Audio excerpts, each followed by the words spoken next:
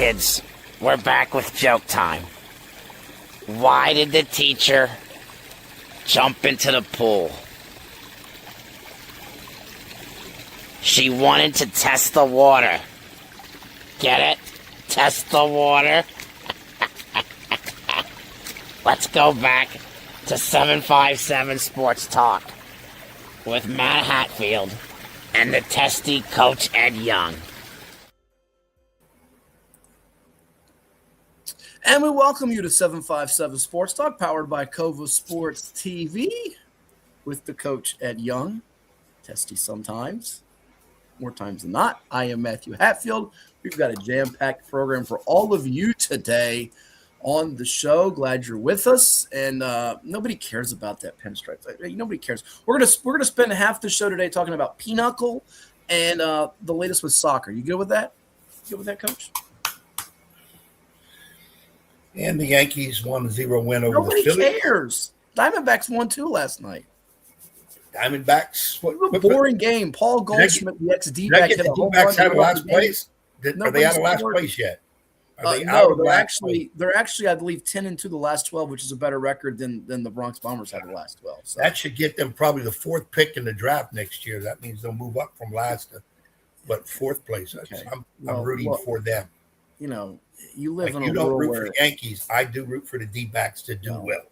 Well, that's just great. 2001, ring a bell. I mean, I think the D-backs have as many world championships since 2001 as the Yankees do. Yankees 28 world titles. Yeah, but the franchise existed well before the D-backs did. So how about this news? LeBron James. What? The Philadelphia 76ers landed the big fish. I guess you could say the big fish. They got Jaylen Brown. Then they get LeBron James. That's the big fish. They were, fishing for him, and they got him. And his final decision, well, he was going to retire if you believe his tweets. And I do believe him. I think he was conflicted on all this. I do think, Pat Riley was trying to get his ear. I think some current players trying to get his ear. Bottom line is he's taken a major pay cut for him to go to the city of brotherly love. All love is in the air in Philadelphia. They'll boo you. They'll cheer you. They'll jeer you. We'll see how he's welcomed and embraced. And by the way, the schedule can now be set for TV, Adam Silver. You might as well put it on Prime Video or ESPN or ABC. Sixers Knicks to open up the season. Get everybody geeked up for that. The King is going to the Philadelphia to join the likes of Jaylen Brown, Joel Embiid, Tyrese Maxey, VJ Edgecombe. Don't forget about the young rook LeBaron Fillon, who I think is going to be a great 6-man for them as they pursue a championship. First one since the early 80s, back in the days of the Dr. Julius Erving, Dr. J, Virginia Squires great, and Moses Malone, another Virginia. We bring it back to the Commonwealth, folks. Petersburg legend, living legend. Rest in peace, Moses. What do you think about this? I know you've been vocal on Facebook and social media, so tell our audience that haven't been reading your posts what you think about this, because it sounds like, if I'm reading your post correctly, you're in the anti-LeBron field yet again. Now I've been taking a few hits. Let me specify. I am a LeBron enjoyment watcher. He is going to go down as the second greatest player of all time. When it's all said and done. He's got titles, but I'm going to say this, and a lot of people will smack me for it. I don't think he'll win an NBA title in Philly. Well, listen, you're really going on a limb because of 30 teams in the league, and you're taking 29 over the one, so you're really going on a limb there. That's pretty good odds. Yeah, pretty good odds for you. Which reminds me, I got to get my pretty good orange juice. It's the only way I can call it. I forgot to get it here this morning. I thought he would go to Cleveland. I thought, and this is my opinion, like everybody else has one, best fit. Why Philly? Well, why not Philly? LeBron has been number one option everywhere, number two option almost everywhere he's been. It's his nature, his personality, his character, his abilities. I don't think he's number one or two option in Philly. I think Jaylen Brown, Maxey, those guys will be number one options. Joel Embiid has to have the ball. The one thing about a lot of those Philly guys, maybe except for Maxey, Brown is one of them. They have to have the ball in their hands to do what they do. They don't really create or do much else without the ball. And you're going to have a lot of those type of guys with Philly. I think it hurts a little bit the youngster Edgecombe's progression, who I think is a great talent. How does it hurt his progression? How does it hurt his progression? I just, like I said, I thought Cleveland, I mean, he does what he wants. He's a grown man. The free agency thing took too doggone long for him. He didn't need all that. And then the last thing I would say about it is, if Jaylen Brown didn't go get traded to Philly, would LeBron be in Philly? My answer, probably not. No. But does that matter? It happened. I mean, he said, he made a comment somewhere, and I'm not sure this is true. He wasn't worried about chasing rings or whatever. He did want to play for a team that has a chance to win. I don't fault him on that. He definitely should go for that. But he wouldn't go to no doggone New Orleans, no. So, but by signing with Philly, he forget that. I'm not chasing rings. He's chasing a ring there, and it'd be great to bring Philly a ring. Yes, absolutely. But and the money, forget the money. $4 million a year is nothing for him. He could play free and still make more than anybody else in the league. But again, I'm not hating on LeBron. I thought Cleveland was a better fit. But he's in Philly. They're going to be a great team to watch.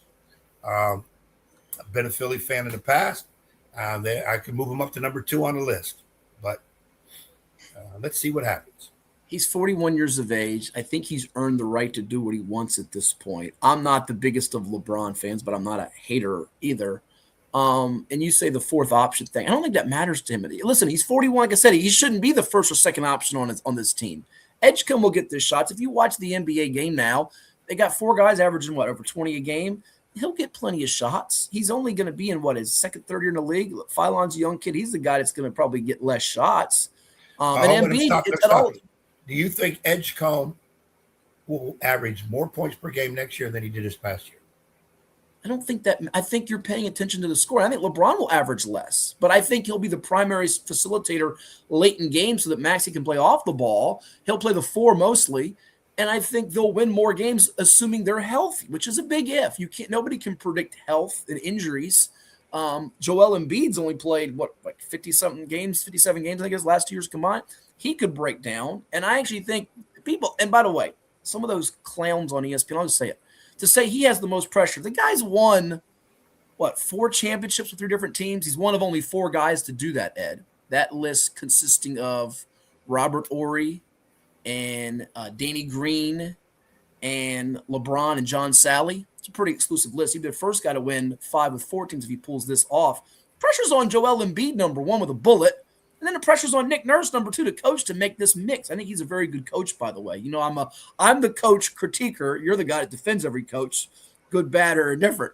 But I think that's the deal there. So, I don't think he has to be the number 1 option at this point. I think he's fine with that. I think he's there to make them better. I think he could have gone to the Cavs and you understood it. But you got James Harden. You're going to really win there. His best chance to win a championship would be San Antonio. When you say chasing a title in their careers, isn't that what all these older guys did? My guy, Karl Malone, did it with Gary Payton with the Lakers. They had every right to, took a pay cut. I think you have that right. You've earned that right. And by the way, there it is on the ticker. Who wins this series? Better starting 5, Knicks or Sixers? I'll be honest with you, man for man, Philly's starting 5 is more talented. Now, can the chemistry and cohesiveness be there to beat them? And they just got swept without LeBron. So you don't imagine a guy at 41 is going to make that difference to change the outcome of the series. However, I will say I do wonder if the Knicks' hunger will still be there for guys like Karl Anthony Towns and even the role guys at the bench like the Jordan Clarksons and the Alvarados of the world. So that's a big deal. Jalen Brunson's a big-time performer, but it will make things more compelling. This, if nothing else, makes the Eastern Conference all the more interesting because I'll be honest with you, no disrespect to the Nuggets and the Wolves in the West. The West feels like a 2-team race. It's OKC and the Spurs in the finals. I don't see anybody keeping those from getting there. The East, I can make a case for 7 or 8 teams, including the Detroits, the Orlandos, the Torontos of the world. They get Kawhi Leonard, among others, depending on how injuries go and how things shake out. I think the East has now become the more interesting conference of the 2 in the National Basketball Association. You concur? Yes, that definitely shifted when LeBron goes to Philly, that the East will generate a lot more excitement. It's a little bit more wide open. It puts Philadelphia in the conversation for title. I agree with you with Spurs and Thunder in the West pretty much. Maybe Denver will rattle some feathers. Golden State possibly. But the East will be, it's a great matchups right off the bat with the Knicks. How about when they will play the Celtics with Jaylen Brown? It's definitely opened that up for them. And again, I want people to understand I'm not a LeBron hater either at all. I enjoy watching him play. Like I said, Michael Jordan's my guy, but I would say LeBron is right there. But I just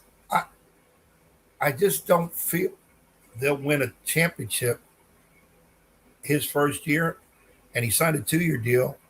Interesting to know if they can win it in that second year. They easily could. We've had 9 different champions in the last 9 years. Mm-hmm. So see what happens.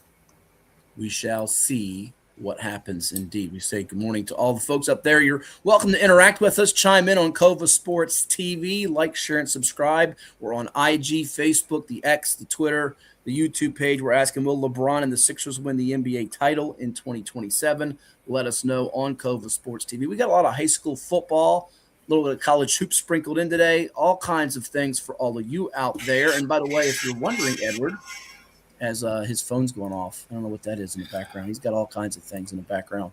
And where is LeBron's son playing? That's what Woody wants to know. I don't know that he's going to Philly. I do see, and it'll be one of our ticker items in a second, that they're trying to get KCP, Kentavious Caldwell-Pope.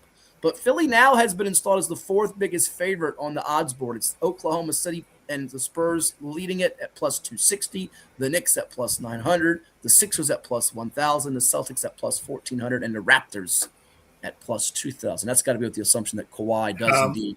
Bronny's still on the Laker roster, so. Well, yes, but you've seen some of the videos? They've got people changing the locks and the doors, and who knows what's going to happen there.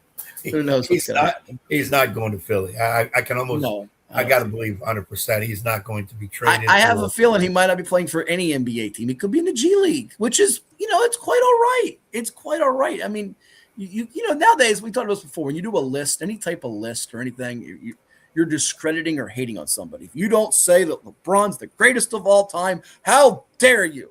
It's like nothing wrong if he's in your eyes the second best, the third best, the 8th best, whatever best. It's not it's not a downing of his career. So, what do we think about the decision during WNBA All-Star Weekend? Well, you know what? That's a question we can throw in there if you want, Derek, to one of our guests this morning. We got coming up, not our first guest, but our second guest is Women's Basketball Hall of Famer and the head coach at Old Dominion University on the women's basketball side, getting her LA Sparks jersey retired next week. DeLisha Milton-Jones, and I know she's got an affinity, obviously, for Kobe playing out there in LA. So the Black Mamba, one of her favorites, I'm quite positive of. I know she's got a Kobe jacket and shirt I've seen a number of times. So we'll get her thoughts on it during the WNBA All-Star Weekend. I don't know that he planned it out. People are trying to do this. Did you see this, Ed? They're making the math thing that it was on the 24th day of July. It was 81. I don't think that really went into the thought process. I think we're getting too deep when we start trying to come to these conspiracy theories or this was planned out. People have said he wanted to make the decision last week and he got mad at Adam Silver, so he delayed it just to annoy Adam Silver, which, some people, I think you've referred to him as the pencil, what did you call him? The pencil neck geek. Yeah, you call him the pencil neck geek. So I don't really too bothered by that, but I don't make a big deal about what. Listen, whenever he made his decision, there was going to be people, Derek, that said he made it because of this or why did he do it because of that. He's constantly poked and prodded. I'm glad the whole thing's over with now. Yes, so we can get on with the lives. That is one thing Ed and me agree on for sure. I don't think, of course, you're trying to get in LeBron's head. Too hard to do. I saw that where some people said he did it on purpose to take some flavor away from the WNBA All-Star. I don't think he thought in that manner. I don't think so. It just came up and here it is and boom. Mm-hmm. That's how I look at it. Yes, I thought the whole process took too long to announce it. That's what irritated me. And I thought Cleveland would be his best position. But again, happy he's in Philly. Happy he's happy. Philly people are going crazy. Love it. It brings more excitement to the East. I remember back in the days when the Knicks were good, Philadelphia, Boston, especially those three when they all met. It was great NBA watch. So we're back to that again, even though I think the Celtics giving Jaylen Brown to the Sixers is one of the dumbest things in NBA history. But I still think the Celtics are good enough to be up there. But they definitely have dropped to third behind the Knicks and Philly. Well, I don't think they're that high. I think they're probably 6th, 7th, or 8th, to be honest with you. And quite honestly, I've told you before, it's all about money. They didn't want to spend the money. The ownership didn't want to spend the money. That's why they didn't make the deal for Giannis to keep Hugo Gonzalez and Baylor Shireman, who you'd need name tags to find them at your local 7-Eleven. And they didn't make the deal for Jamal Murray. For some reason, they think Peyton Pritchard's better than Jamal Murray. They don't want to spend the money. That's what it is. Getting in a second apron, you got to pay two guys $300 million like Brown and Tatum. Doesn't work for them. So they've moved on. I just hope, Ed, do you like me? Do you like me? Most of the time, I would say no. No? Well, guess what? This is how I feel. I only like people that like me. Oh, I don't know that I like you that much either. But we'll carry on with the show. We've got some special guests. Yeah, which include, we mentioned DeLisha, Milton-Jones, 10:40 Eastern. We're going to be joined in the 11 o'clock hour by Paul Stone. He of Paul Stone Sports Talk and College Football with us this morning. And Danny Dodson, the new head football coach of the York Falcons. I think you told him a few years back when he retired from Woodside, you're not done coaching, Danny. The wife's going to have you do all the chores, mowing the grass. You're going to get tired of it. You'll be back on the sidelines. Well, he was as an assistant at Lafayette, but now he's the new head coach at York after 20-plus years with the Wolverines of Woodside. So we'll chat about that when we come back here on 757 Sports Talk. Oh, Marty! Oh, no. I like you, Marty. Oh, come on. Wow, Marty. That's some hard. Now, Marty, wow, that surprised me too because Marty loves everybody. He said I'm tolerable. Okay. But when Marty says you don't like somebody, he knows. Maybe he was talking about the video, the guy in the video. I hope he was talking about me. I hope he was talking about the guy in the video. See, Marty told me during the week too. He said, "Hey, what the hell's up with Hatfield and these pool stuff?" I said, "Marty, if you're just finding out, it's a battle I've been fighting for a couple of years. We're trying to get rid of this stuff, but he knows people in low places. He's able to stay on the air with it because Marty didn't like it either. He didn't understand. He said, I don't mind jokes and I like listening to jokes if I get Marty's correct wording. He said, but his stuff isn't jokes. I said, preaching to the choir. Oh, wow. If he was wearing a Yankee shirt. Oh, not you too, Marty. Oh, my gosh. Between you and our guy at Great Bridge and Phil Forbes and all you guys. Oh, Lord of mercy. I can't get away from all you guys. Let me bring Dave Johnson on the show, a real good Red Sox fan, your former colleague at the Daily Press there, Marty. Coming up next, we'll talk to a guy we all like. He's the new head football coach. You're going to like him, trust us. Derek Boone, Surry High School, the Cougars. Talk about their outlook for this year right here on 757 Sports Talk. And they're watching where, Edward? Right here on Cova Sports TV. We hope you like us, at least me. Share, and please subscribe. For any athlete, making it to the top sometimes comes with a few steps back. That's why parents count on CHKD Sports Medicine, advanced diagnostics, treatment, and rehabilitation for sports injuries just for young athletes like yours. With convenient locations across Hampton Roads and a whole team of experts here to keep your favorite player at the top of their game. CHKD Sports Medicine. Learn more at chkd.org or call the CHKD Sports Injury Hotline. Cova Painting. We don't just paint, we transform spaces. Visit covapainting.com or call 757-550-7357 and mention the Sportsplex for 10% off of projects over $1,000.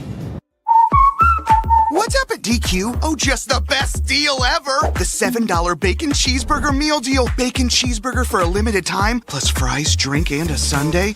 Yeah, this is not the time to be modest. It's all full size for just $7. And there's bacon on that burger. The $7 Bacon Cheeseburger Meal Deal. Now, for a limited time on the $7 Meal Deal lineup. Only at DQ. Happy tastes good. Hampton Roads has a long-running high school and college sports tradition. It's time to give them the spotlight they deserve. This is 757 Sports Talk. Usually it's Hatfield. That's why I try to tell everybody, get on Hatfield. He is the legal scribe, the talking head that knows all this, puts the whammies on. We do things different on this podcast. That's why we're rated number 3 in the state. You got Play-Doh? Get out of here! We got people all over the globe watching with us. Sitting in a phone booth with you would be very. We gotta have your own phone booth. I'm not sitting in a phone booth with you. It is 757 Saturday Sports Talk here on Cova Sports TV. Like, share, and subscribe.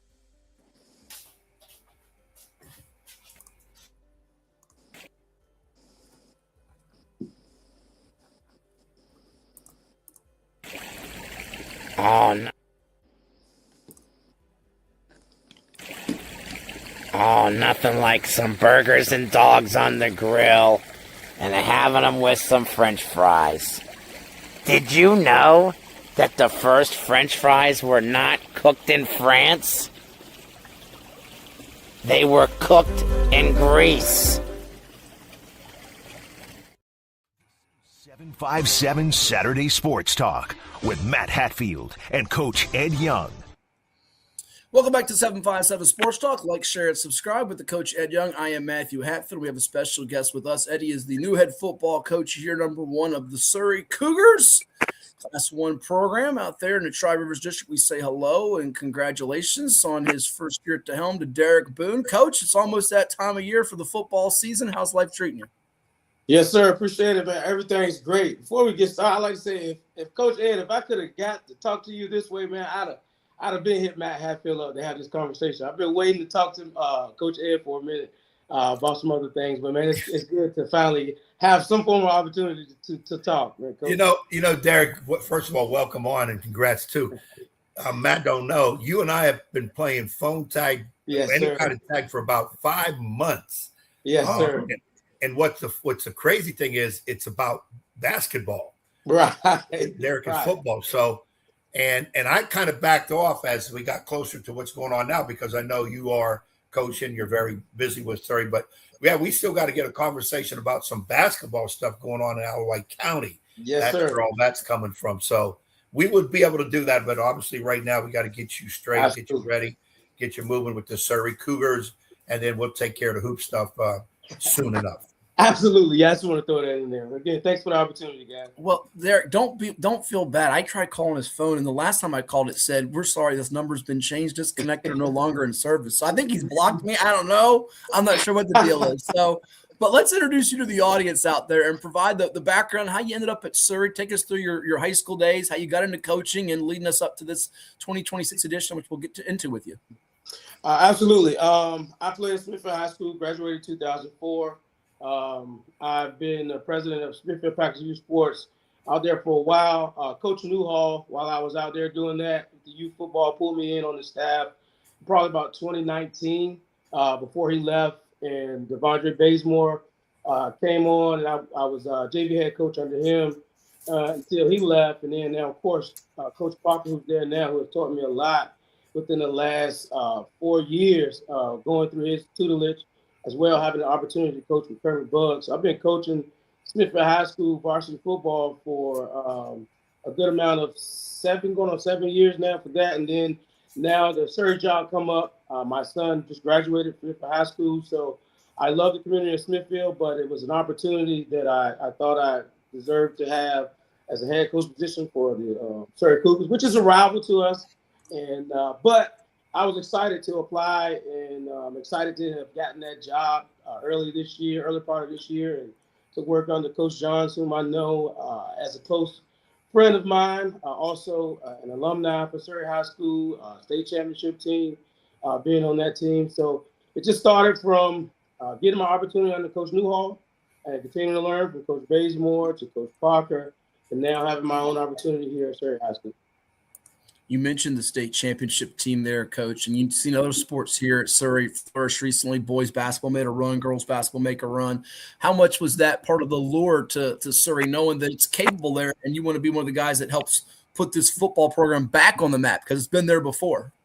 Yes, sir. That's the major key there. I've had the opportunity as a kid, as a teenager, to go to Surry High School when cars were parked around the curve.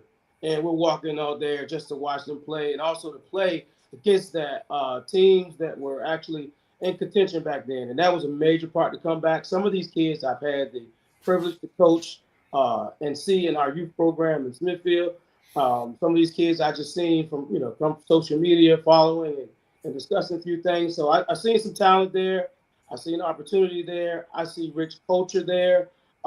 He got 2 back-to-back state championship teams, 98, 99.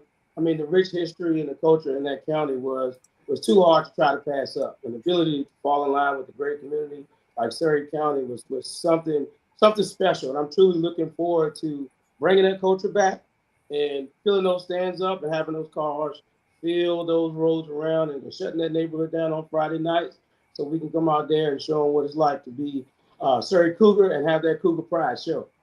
There you go. 10-2 in 2014 was the last winning season for the Surry Cougars, trying to get them back to their winning ways. Derek Boone, the first-year head coach, our guest on 757 Sports Talk on Cova Sports TV. Looks like the opener is August 28th, Coach, at Middlesex. Is that right? That is correct. Yes, sir. There you go, Ed, out there August 28th. Go check out the Cougars and the Chargers on Cova Sports TV, Ed.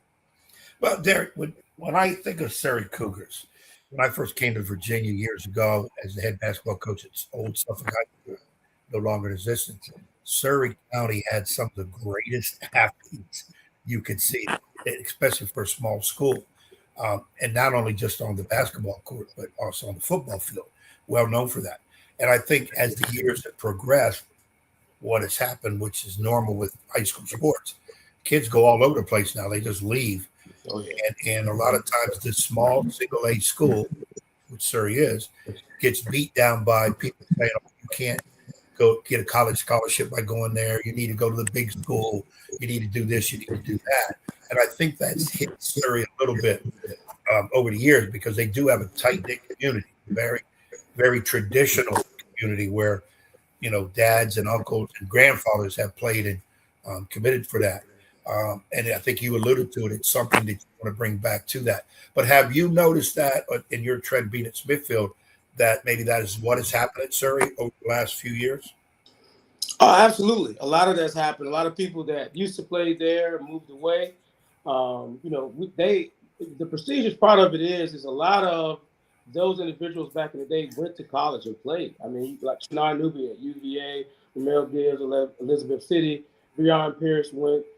So there's several athletes that just they accomplished what they did. They moved away. So some of those athletes moved away. And as stated, a lot of times you see as a coach that great talent out there and you want to pull them into your team. So some people look at the trajectory of maybe this school can get me there or put me there, but we got to get back to the realization of it's a lot of athletes that have made it out of Surry to college and to the pros. So the rhetoric of saying that's not true. We can do what we need to do as athletes and dominate single A, and we can get back to the Cougar pride and showing, hey, these guys can make it to school. I got 2 athletes right now, I believe, right now are able to go to that next level, and I think that's going to prepare us to get back to that. But absolutely agree, over the years, that has been a big issue for us. Who are those couple of guys you mentioned? You got those 2 athletes you mentioned. Give us some names of note. You don't have to go through the whole entire roster, but some highlight names, be it offensively or defensively, that people should watch out for that might have a chance to play college ball. Absolutely. Hermione Slade is a tremendous athlete on the football field and the basketball court. He's about 6'2". He's got about 180, 190, lift pretty well in the weight room, can lift 225 pounds, will come down and hit you at safety, plays coverage really well. I've had the privilege of having him on 7-7 this year, do amazing. Everybody's raving about him. I mean, his vertical is crazy. He has a 3.5 GPA. The kid's ready to go play ball, and he's ready for college bound right now. And then the other one is Braden Hinch. I mean, this kid is 6'2", 280. Might be 290 by now. He's increased. He's right there at the 1,000-pound club in the weight room. And both of those kids come hungry. They haven't missed a day in the weight room.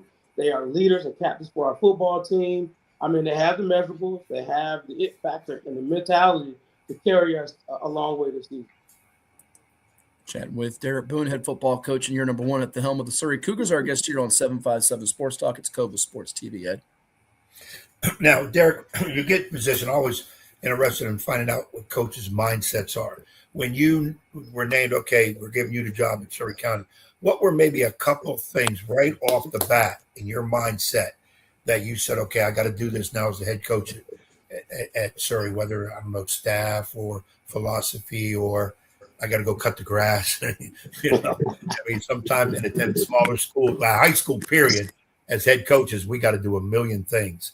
that you would never think about at the college level. But maybe in your mindset, what were a couple, two, three things in your mind that, okay, this is what I need either right now, real soon, or definitely before the season starts?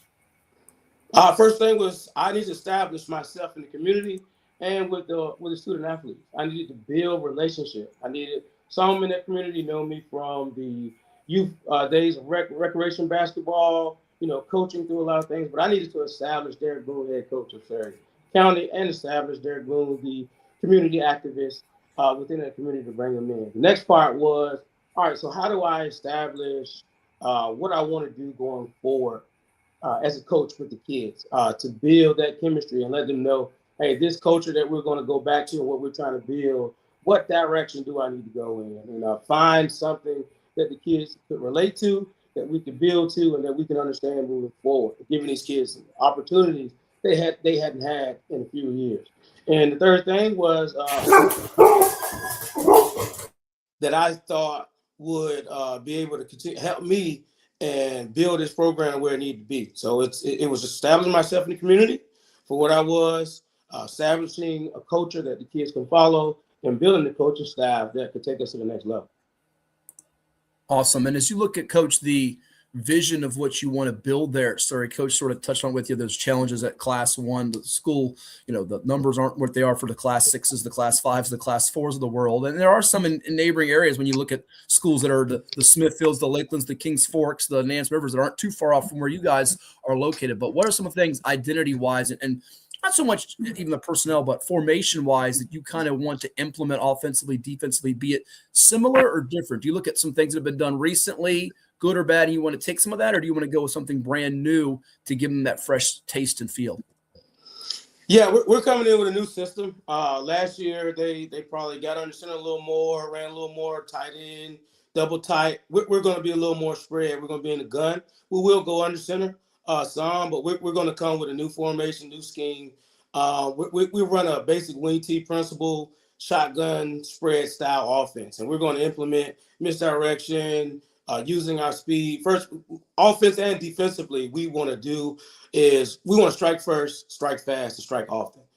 We are a small unit, of course. We got a few guys with a little bit of height, but we're small in number. So we got to be able to, just like this little man syndrome for myself, we've just got to be ready to fight. And we got to be ready to fight for 4 quarters. And there may only be 20, 25 of us fighting. So it's just a new scheme. We're going to spread defenses out. Those teams that want to blitz us, we're going to try to hit them off the blitz. We're going to have our RPOs built in, misdirections, our sweeps. We're going to try to give teams everything, different looks, and we're just expounding on the modernization of the wing tee, which I grew up in coming through school. But I love the fact of being able to spread teams out and use those principles against them. And we don't need a big offensive line to do that.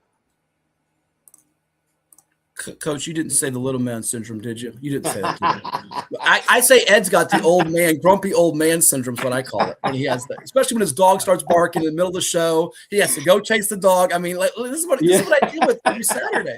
Derek, I apologize. My killer dog, somebody knocked at the door, and as I trained him, he's ready to go out and tear a leg off of somebody. He protects me. Sir. Okay. And when Hatfield comes here, he tries to tear his leg off. Now, I usually let him try to do it. I got to swoop him in the back door. I'll get killed. Yeah. Yeah, Hatfield runs down the street, so the dog hasn't been able to get him yet. But I do apologize for that disruption, but we're good. Derek, what I wanted to get to you to next was staff. I know this is another big thing for head coaches to put staff together. Are you at liberty to mention like who you've already hired, who they are and coming in, and are you still looking to complete your staff? Absolutely. Staff right now, we're still open to maybe one more coach coming and volunteering and helping us, but I feel pretty solid about our staff. We have on our staff a gentleman that has graduated in 81 from Surry alumni, and we have a gentleman on our staff that graduated in 2017 from Surry High School. So we have a broad range of individuals on our staff. The young guys bringing energy. He's getting the kids riled up. He's used to the community. I had the liberty of coaching his younger brothers, Amon and Alex Rollins. That's AJ, Tonio Rollins. Glad to have him on staff. And our guy that graduated in 81, we always joke he's the youngest guy on the staff. But Ronnie Jones, who played at Surry High School as quarterback, did very well there. and also coached there and almost got a state championship himself. But he's been coaching there for a while. But yeah, so we got Ronnie Jones, Roy Gilbert from Nazareth River High School, Jaquan Spratley, who coached at Smithfield and Nazareth River High School. Great offensive line guy. I love everything he brings to the table. As a dear friend of mine, I would put him up against any offensive line coach out there in our surrounding cities. And he's already implemented great things. We have a great mindset. We did coach together in Smithfield before he went to Nazareth River, and again when he come back. O'Brien Buford, who is was there in Surry with Zach Orlando and coach from last year. So we got him back on the staff, rolling with us. And Coach AK, who's coaching Smithfield with me as well. And those guys are going to bring a lot to the table. I got Coach Jenkins, who did a lot on the youth circuit, so he's getting the first opportunity here for varsity football, who's hungry, putting together a lot of things for us. So I feel pretty good, pretty solid about where we're going with our staff. Awesome. Well, we thank you for coming on the program before we let you run here. I'm sure we'll be chatting down the road as the season progresses. The schedule's scrolling across the ticker for fans that want to check out the Cougars this year. Tell us about your couple of preseason scrimmages before game number 1 against Middlesex and what you want to see get accomplished. Because we hear a lot of times first-year coaches come in with they want to win this amount of games or make this with the playoffs. So what are you wanting to accomplish in the scrimmages? And then in year 1, what are kind of the things in terms of the goals and checklists that you have on your sheet? Yeah, we got Nottoway August 14th, and then we're going right August 20th against Cumberland. And what we're looking for is how our guys are going to respond to new scheme, new defense, and new coaches. Right? We just want to see them understand where we're trying to go with it, make sure we got. Of course, our first scrimmage, we're not throwing the playbook out. We're going to run a few plays, see how it works, see what our guys are learning. It's development right there. It's learning a new scheme. And then we get to Cumberland, we'll add a little more. And we get to the second week, and we're looking for execution again. No excuses. We're looking for effort. We're looking for guys willing to play. And look, guys are learning and playing fast. And once we get them learning and understanding, there's no question about we feel our system would be great for us. So we'll just keep plugging along within that. So we're just looking to execute our first 2 scrimmages, see how things go. Of course, we're going to have mistakes, so that's what we want. We want to see those mistakes and adjustments that we'll have to make. We got a few kids in new positions, so we want to see how they play. I got a guy that's been playing defensive tackle, offensive line, playing linebacker this year. So we're going to see what he looks like. And if the season goes, 1-0 every week. Okay? That's all we're looking for. I'm not going to tell you we're going to go 10-0, 9-0. Expectation is, though, to win each and every week, and that's going to be the goal. Well, thank you so much for coming on the program. We wish you all the best, and we'll make sure that we don't have Ed's dog come near. Well, actually, we'll have Ed's dog come near you. It'll scare the opposition. We'll see if Ed's dog will help you, see if that'll strike some fear into the hearts of those opponents that you play on Friday nights. Yes. Thank you, guys. Yep. Thank you, Coach. Have a great one. Yes, sir. You too. Thanks, Derek. Appreciate it. Derek, we still got to talk. I know you're busy with football, but I got to pick your brain real quick about some basketball stuff, and then I'm going to let you go and take care of your football. And let me give these new young coaches some football advice. Oh, no, don't do this. Write this down. Put it in your head because it has worked. Yes, sir. 4th in inches or 3rd in inches. Do not be afraid to run the flea flicker and around. Put the big 290-pound lineman in the backfield. Give him the ball. Okay. Shift the quarterback out wide, height to the one of the running backs for a little toss over the middle. I'm just put it in there, and trust me, everybody that has done it has said to me down the road, man, I don't know if you can coach basketball, but you got some football skills I got to use. So I'm just telling you young guys this because you always see football coaches that watch so much stuff. Do not be afraid to put the trick plays in. They do work. Yes, sir, Coach. They're in there. When we pop it, I'm gonna send you the highlight. Oh boy, that's what I want to see. That's what I want to hear. Highlights, not lowlights. And if it is, blame it on Ed. But thank you, DB. We'll be talking soon. Have a great one and enjoy the season. Yes, sir. Thank you, guys. I appreciate it. Thanks, Derek. Good luck to you. Our guest here on 757 Sports Talk. When we come back, it'll be a quick timeout. We got a special guest with us. A Hall of Famer, DeLisha Milton-Jones, getting her jersey number 8 retired. It's her first time on this show. It's 757 Sports Talk. Oh, I'm sure Ed's got a ton of questions to ask her, and they're watching where, Edward? Cova Sports TV. Like us, share, and subscribe. Now this from Il Giardino. Authentic Italian cuisine can be found in just one place in Hampton Roads, Il Giardino Ristorante in Virginia Beach. Il Giardino offers veal, seafood, chicken, pasta, vegetarian, and pizza creations. Add the sounds of the piano bar and lounge, and it's no wonder Il Giardino is such a popular local spot. Open daily at 5 p.m. What's a pepper that won't leave you alone? Jalapeno business. This is 757 Saturday Sports Talk. Here are Matt Hatfield and Coach Ed Young.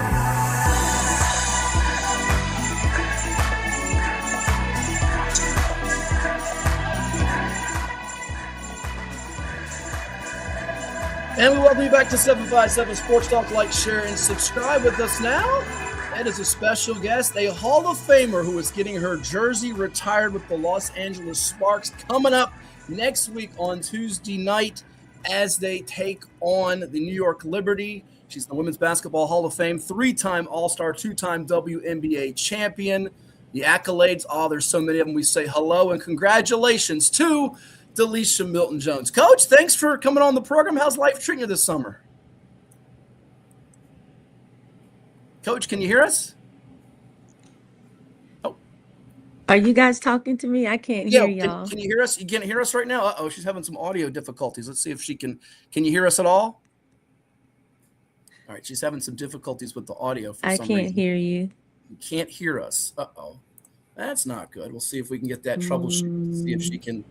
She's working on that with the test. We'll see if we can put her off the screen and then get back on the screen. She's having some difficulties hearing us at the moment, so we'll see if we can get that ironed out here on 757 Sports Talk on Cova Sports TV. Of course, she is getting her jersey number 8 retired with the LA Sparks coming up on Tuesday. As I mentioned, Ed, July the 28th, to take on the New York Liberty out there in California. We'll see if she now has us on the program. Coach, can you hear us now? All right, she's having some difficulties getting the audio to be able to hear us. So we'll see if we can get that troubleshooted. I see she's having some difficulties with that. We'll see if we can get that ironed out here in a moment, Ed. But she's going to come on and talk about her jersey number 8 getting retired. Of course, the head women's basketball coach for the past 6 years at Old Dominion. She can see us, and I thought she could hear us, but she's having some difficulty right now at the moment with that. So while we get that hopefully troubleshooted, we will see if we can get that ironed out, and we'll give it a third crack at it here to see if she can. Coach, you happen to hear us now? Audio is it working? Thumbs up, thumbs down. Not getting any audio there. We'll see if she can. See if she can possibly. She still can't hear us just yet, so we'll see if we can get that ironed out here in just a bit here on 757 Sports Talk on Cova Sports TV. Ed likes to do that when I'm talking, is to not be able to hear a word I say. That's what he likes. Well, I'm going to say you played full in the pool right before we got her on, so that. That's you're blaming. You're blaming it on that. I'm sure that had a lot to do I'm with it. trying to be open-minded, but yeah, it's tough. We got to get her on because it's a lot to go over with her. Not just the idea of that retired number, which is pretty neat to see and hear, but talk about the WNBA in general. You know, it's been under scrutiny this year, heavy, and sometimes not for the good reasons. I'm anxious to hear what Coach has to say about, her league that she played in there and did some great things for, to see what her feeling is too on the WNBA. Which it's All-Star weekend, by the way. It's All-Star weekend. Yeah, I could say tonight's the All-Star game for WNBA. Mm-hmm. Yeah, it is. It's the All-Star game. So we'll see if she happens to have this fixed out, and see if we'll get her a note. See if she can. Get this is she on? Is she at home? I think she is. I see the whiteboard behind her, so I think she might be coaching. So we'll see if she is, or not coaching, we should say, finished up. This time of year, they're all recruiting. Recruiting is now 24/7, 365, nonstop. Yeah, so they cannot miss that. No, they cannot. So see. Oh, I see. She's now entered on a different device. So this is why she's tech savvy. Oh, I think she can hear us now. Can you hear us, Coach? I can hear you guys now. Okay, good. Perfect. There we go. Well, we thank you for coming on the program, and we were showing it up on the screen. We'll put it back up there. Your jersey number 8 is getting retired coming up on Tuesday night against the New York Liberty. I want to start with you and we know about all the accolades, the 2-time U.S. gold medalist, 3-time All-Star, 2 WNBA championships. You're so decorated. How does this latest honor, stack up with some of those? It's up there. It's really up there. And I think all of those were nice, but this one feels like an individual award. And it kind of is in the same realm of being selected to the Women's Basketball Hall of Fame. And it's one that I'm super proud of. It was something that was promised to me, when I retired. And here I am, 11 years, 12 years post my playing career. And now it's finally happened. I'm super happy and excited. So to kind of touch back on that, what makes this one so much more meaningful in a lot of ways to you? Because, and we'll dive into your playing career, your days at Florida. You were actually drafted before you were drafted in the WNBA, which we'll touch on too. But what makes this one all the more meaningful to you? I think the thing that makes it more meaningful is it's a culmination of all of my successes that I've had within the WNBA.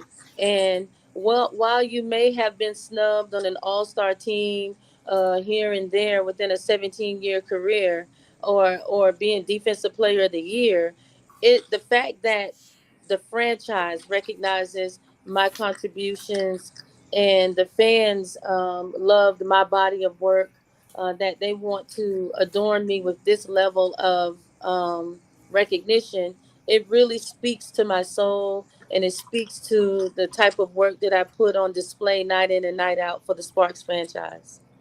Fantastic. Now, my colleague doesn't know all of your playing background, but take us all back to the late 90s. Of course, you were quite a player at Florida, SEC Player of the Year, Wade Trophy winner. Ironically, you play your final college game against the school that you're coaching at now for 7 years in Old Dominion during the NCAA tournament. What was your mindset and expectations after being chosen 4th overall by the Sparks in that 99 WNBA draft? Well, I didn't know what I was walking into in terms of, what to expect. But I knew that it was huge. And I knew that I was going to go there and I was going to work my butt off. And I was going to dive deep into whatever it was that the coach or the general manager wanted. I wanted to be all of that and then some. And once I got there and I was affiliated with DeLisha on a different level, we were within the Olympic ranks together as I was a young and coming up within the USA basketball system. But now to be her teammate, the one who's going to be working the high-low with her, that was different, a different level of intimacy that we shared on the court in the trenches. And I was able to learn from one of the greats on a daily basis. And that helped refine a lot of the things within my game that was skill sets that I may have lacked, or even mindset that I needed to gain. And it was an amazing ride. And being able to work on my face-up game with James Worthy, being coached by Michael Cooper, Laker great, doing ABC 7 LA with Norm Nixon, just being able to just refine every skill that was within me at the highest levels from some of the best in the games on the men's and women's side. Yeah, with some of the LA greats like Nixon and Coop and Worthy and Lisa Leston. She's one of the finest from LA too, getting her jersey number 8 retired coming up on Tuesday. DeLisha Milton-Jones, head women's basketball coach of the Monarchs of Old Dominion, our guest here on 757 Sports Talk on Cova Sports TV. Ed. DeLisha, first of all, great to see you again. It's been a while since I got a chance to see you and talk with you. And I do want to say this. The reason the mess up you had on your end had nothing to do with you. This, as you know, because you worked with him, you've done great bringing him along. You know, his fool in the pool segments, which is what I call them. He played it. He played one right before you came on. I told him not to do it. It's going to mess something up, and he still did it. And what happened? He knocked your audio out. See, you see what he needs to listen. Stop being a hard head. Listen. DeLisha, this is what I need you all the time on this show. I try to tell people it's not me. They say, "Oh, you're too hard on Hatfield." He's a nut job. He messes things up. He's in the like we had Jeff Jones on, and Matt had this background with the piano, beautiful. He broke into somebody's house. What he did. And so Jeff said, "That's like you say the cops came knocking on the door. Don't say that. Don't say that." And Jeff says to him, "Hey, Hatfield, go back there and play a few notes on the piano because I know you don't know how to play the piano." And he couldn't do it. So now he is sitting in somebody's another part of Virginia Beach where you got this. What are you talking Right. about? Now I said DeLisha's going to say to him today, I can't wait. Hey, Hatfield, go take a dip in that pool behind you. Let me see you do it. But he won't. He won't. He's a fake. He's a phony. He messes things up. I just want to get that out of the way because we're celebrating you right now, not him. But you know what I've been through dealing with him. I appreciate that, and I feel sorry for you. Come on, Matt, better. Hey, the good book says, do unto others as you should do to help them out, something like that. He's my charity case. DeLisha, the question I have for you, as we kind of go from your years playing, and it doesn't seem like, 20-some years ago you were in the WNBA? 25 years ago, last championship, right? Or first championship, yeah. Yeah, the first. Because to me, it looks like you could go out there right now and I think get a double-double. I believe that. Okay? Listen, somebody needs to sign me. I need to get the 500 games played. Yeah, that needs to happen. But my question to you would be, as we look at how the WNBA has come along, and I was telling Matt before we brought you on, WNBA All-Star Game is tonight, and they've been in the spotlight a lot. And I kind of have to say this for the wrong reasons. Okay. But before we address that, I wanted to say to you, how would you see a younger DeLisha in the WNBA now? How would your game be? What would be different? What do you think you can get away with more as you watch the game? And they got some talented big young ladies and inside in there. But how would you do? Yeah. Wow, that's a great question. Number one, I think I would probably save a lot of money when it comes to technicals because they let them say any and everything out there. So I definitely would be richer, number one. And then number two, I think that I would pair well. I'm super athletic. I was super athletic as a rookie coming in. Didn't really have a jump shot, but I would rebound the heck out of the ball. Tremendous screener. Had baby hook and footwork type moves within the paint like Hakeem Olajuwon. So I think I would have been a force in there. I can see it. They called her D Nasty for a reason, Ed. Hey. Well, but when I heard that nickname, I was like, okay, I don't know her well enough to call her D Nasty because it don't sound good. But she must have done some things out there on that defense that them other girls were looking at the referee like, hey, what about that? What she's hooking me? What are you doing? She's holding my shorts. She's talking. So I'm thinking the female Dennis Rodman. Oh, you know what? I'll take that. And a little bit of Ron Artest and a little bit of Draymond Green. You know, it was a combination of all of those things. The D Nasty nickname came from my tenacity more than me being dirty. You know, I was the one that was going to understand the scouting report. I was going to know your favorite moves better than you. I was going to beat you to your spots. I was going to be physical with you. I wanted to eat onion and garlic before the game so you could smell my breath all game. I'm going to talk nice to you in your ear. Not really nice, but, you know, I might say some stuff like, you know, you ran that play wrong. You actually was supposed to, why are you going off early? Oh, I got you. You scared? What you think? You know, I was that type of person. I played the psychological game with people as well, too. And I've had some heavy, hot, and heated moments on the court with some of the game's greatest. Well, and to follow up on Ed's question there with you, DeLisha, I think it's interesting because you put on a WNBA game any given night. You and I've had this conversation about women's and men's college basketball. Leads are never safe. You see 15, 20-point leads evaporating. I think the three-point shot has changed. I heard when Gino Auriemma did the game with Robin Roberts a couple weeks ago, the scoring's gone up, exponentially from, the first part of the league to now. What do you make of it all? And there are some changes that have been good, bad, and different. What do you make of all the evolving of the sport?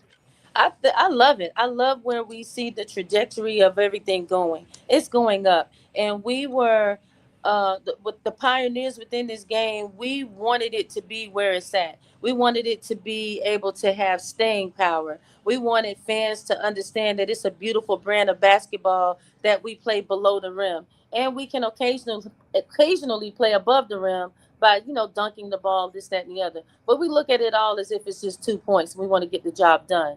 But the game has evolved because of the three-point line and also because of the skills that players are coming into the league with.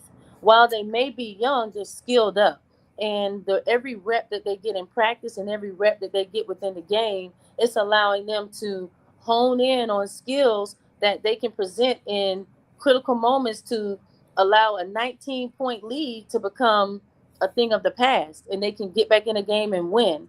It's an exciting brand that the fans get to see night in and night out, and you have high-powered names that have pull behind them where you want to see Angel Reese and you want to see the Me-Bounds. But while people may look at it in a derogatory way, I think it's amazing that you can actually go and pursue the ball and get your miss and clean it up.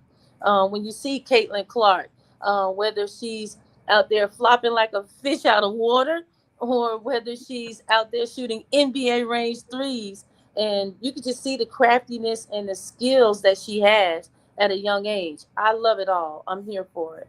Absolutely. We're talking with DeLisha. Milton-Jones gets her jersey number 8 retired with the LA Sparks coming up on Tuesday night, July 28th against the New York Liberty. Our guest here on 757 Sports Talk on Cova Sports TV. Like, share, and subscribe. And, of course, get ready for year number 7. 6 winning seasons at 6 years at Old Dominion. We'll chat about how the Lady Monarchs looking for 26-27 in a moment. But, Coach, I also want to, before I kick it back to Ed here, hit on, every athlete, I think, has that seminal moment. Going back to your career here for a second. Was there a moment in your pro time where you knew you had arrived, or better yet, you felt your true value was recognized as one of the premier players in the sport? You talked about playing alongside Lisa Leslie, the championships, the all-star games came, but when did you know, all right, I'm here? I think I probably had my I'm here moment after our back-to-back championship, that second one. And if you really do a deep dive analytically on my game, I showed up in the critical moments. When it's the playoffs, that's when my averages might be crazy. I might average 15 or 17. I might average a double-double. And it was just something about my play that just went to a whole nother level. And for me, being that tenacious player that I was, and I understood scouting reports, it just added to the fact that it was my coming out party, that I knew these players as well as I did. And now we played them 3, 4, 6 times. So now in these moments, this is when you can see the true artistry of who I was as a player really come out. Good deal, Ed. Coach, the other thing that I was interested in, and of course, I'm going to kind of dip into your background now in coaching, that I just, when I did some games with Matt, some of your games with Matt, okay, the interesting dynamic I had with you was, and I'm going to totally change your mindset. Okay. You're the head coach, and I don't know if a lot of people know this, your husband is one of your assistants. Yes. That doesn't happen a whole lot. I can guarantee you this. In the NBA, there's no guy with his wife on the bench next to him. So you have something that's very unique. But I got to ask you, how in the world does it work? Because, and I'll say this the right way, in those intimate moments as husband and wife, I hope there's not an argument about, you should have went zone. I told you, I got to start listening, even though you're the head coach, I am your husband. How do you guys handle that? Well, first I want to say that I'm so appreciative for our athletic director, Dr. Wood Seelig, for being able to not be a conformist and do things different, and allowing us to have this amazing opportunity to coach together. He sees not only the value in me as a head coach, but he sees the value in me having my wingman, who happens to be my husband, on staff as well. Now, there are moments where I'm hard-headed like Matt is towards you, to where he's like, hey, you need to go zone. You need to call a timeout. And I'm like, nope, we're going to get through this, or nope. And so I have to hear about it in the car ride, home. Or sometimes I elect to be like, you know what, I'm driving my own car. I don't want to deal with it, in this moment. But it works for us because we set parameters. We set parameters in terms of how we communicate, when we communicate, and what we're communicating about. We keep home. We are the kings and queens of compartmentalization, but we're both junkies for the sport. So it's hard not to talk basketball, but we know how to keep it clean and kosher when we need to.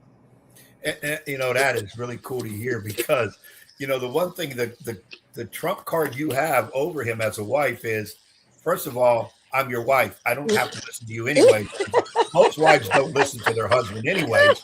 So what's the big difference when it's, hey, should we go zone, timeout? No, we're not doing it. And I've told you before. So that's really cool to see. And I think that's an interesting fact of your background. And it is a funny thing to see because we just don't see much. But let me transition back. Okay. WNBA. A lot of eyes on it, and then a lot of it since Caitlin Clark has come to town for the wrong reasons. We're hearing about a little bit of racism in the sport. We're hearing about jealousy. We're hearing about people not feeling like they're getting their just dues, and then we're all saying it's everybody's done better because of Caitlin Clark. So we're giving her all this glory of better travel, and I'm like, what? How do you, as a star from the WNBA, one of those early pioneers, here's the other thing I say to some people: WNBA didn't become great yesterday. Right. Yourself, Cynthia Cooper, Cheryl Swoops, Rebecca Lobo. There has been tremendous players in the past that have shaped this league, that have gone through a lot of stuff to get the league where it is now. Your assessment on today's WNBA, what do you like, and what are some things that pushing your button that you really don't like seeing? Well, number one, I couldn't agree with you more.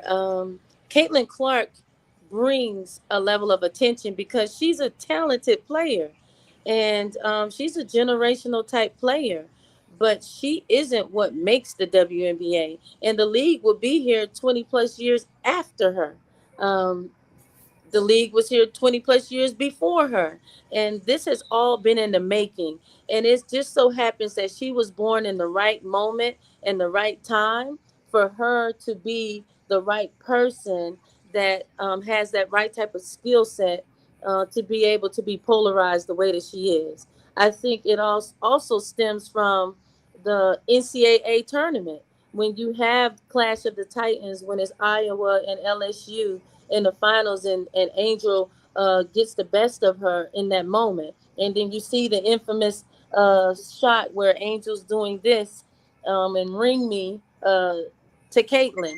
Well, little do people know, Caitlin is one of the best trash talkers there is. It's just that she looks like the victim and like she's being abused by the way that people like to cut and clip and edit things to fit a narrative that they want to create. So it's a professional league, and you're dealing with grown women. So there's going to be levels of physicality that she hasn't met before. So the hits are going to be harder. The screens are going to be harder. The play is going to be more physical. I think she's adjusting. She's hitting some bumps and bruises as she goes, but she's adjusting. Now, with the people that bring racism into it, we have no place for you. We would rather you not be a fan, because this game was being played well before you, and your bigotry and your sexism and your just downright ugly racist remarks that are made. The players are playing the game, and they're playing it very well. Caitlin shouldn't be polarized in that manner, because I see her, she's an advocate for women, for men, for the LGBTQ plus community. So don't associate her with your hate. And don't associate our league with that. Don't politicize us in that way, because that's not what we're here for. It doesn't happen on the men's side, so why are you doing that on the women's side? Why are you trying to sully something that has substance and is beautiful and can be a future for your daughter, your niece, your cousin, your sister?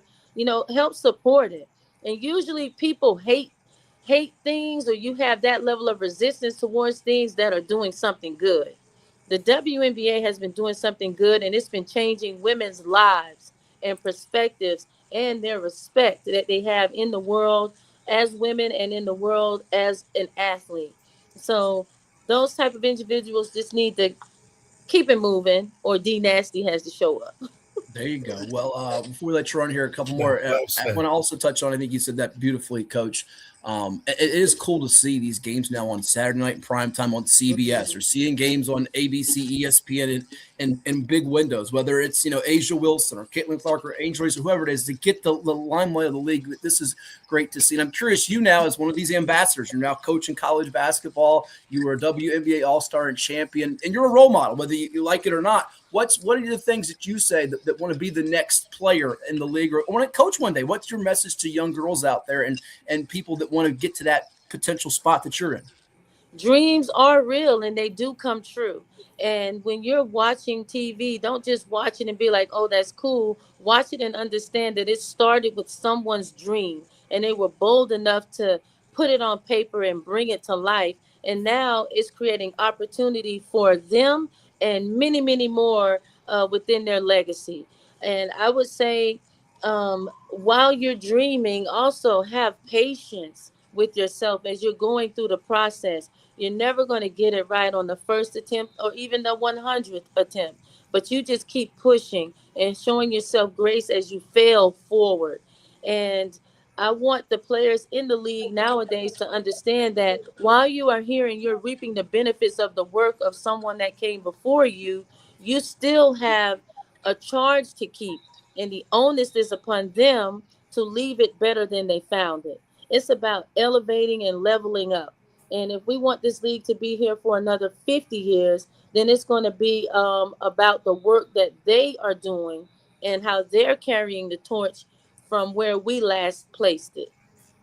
Some powerful words there from DeLisha Milton-Jones, the head women's basketball coach of Old Dominion University, getting her jersey number 8 retired, coming up on Tuesday night when the LA Sparks play host to New York Liberty, and she gets ready for year number 7 at the helm of Old Dominion, with maybe the dreams of going dancing. I want to go dancing, Ed, in 2027 with the Lady Monarchs. I'm going to put it into words. Don't shake your head. I want to go dancing. Boogie down. What are you doing? Come on, Ed. I know you got a mean tango in you. Come on. Yeah. DeLisha.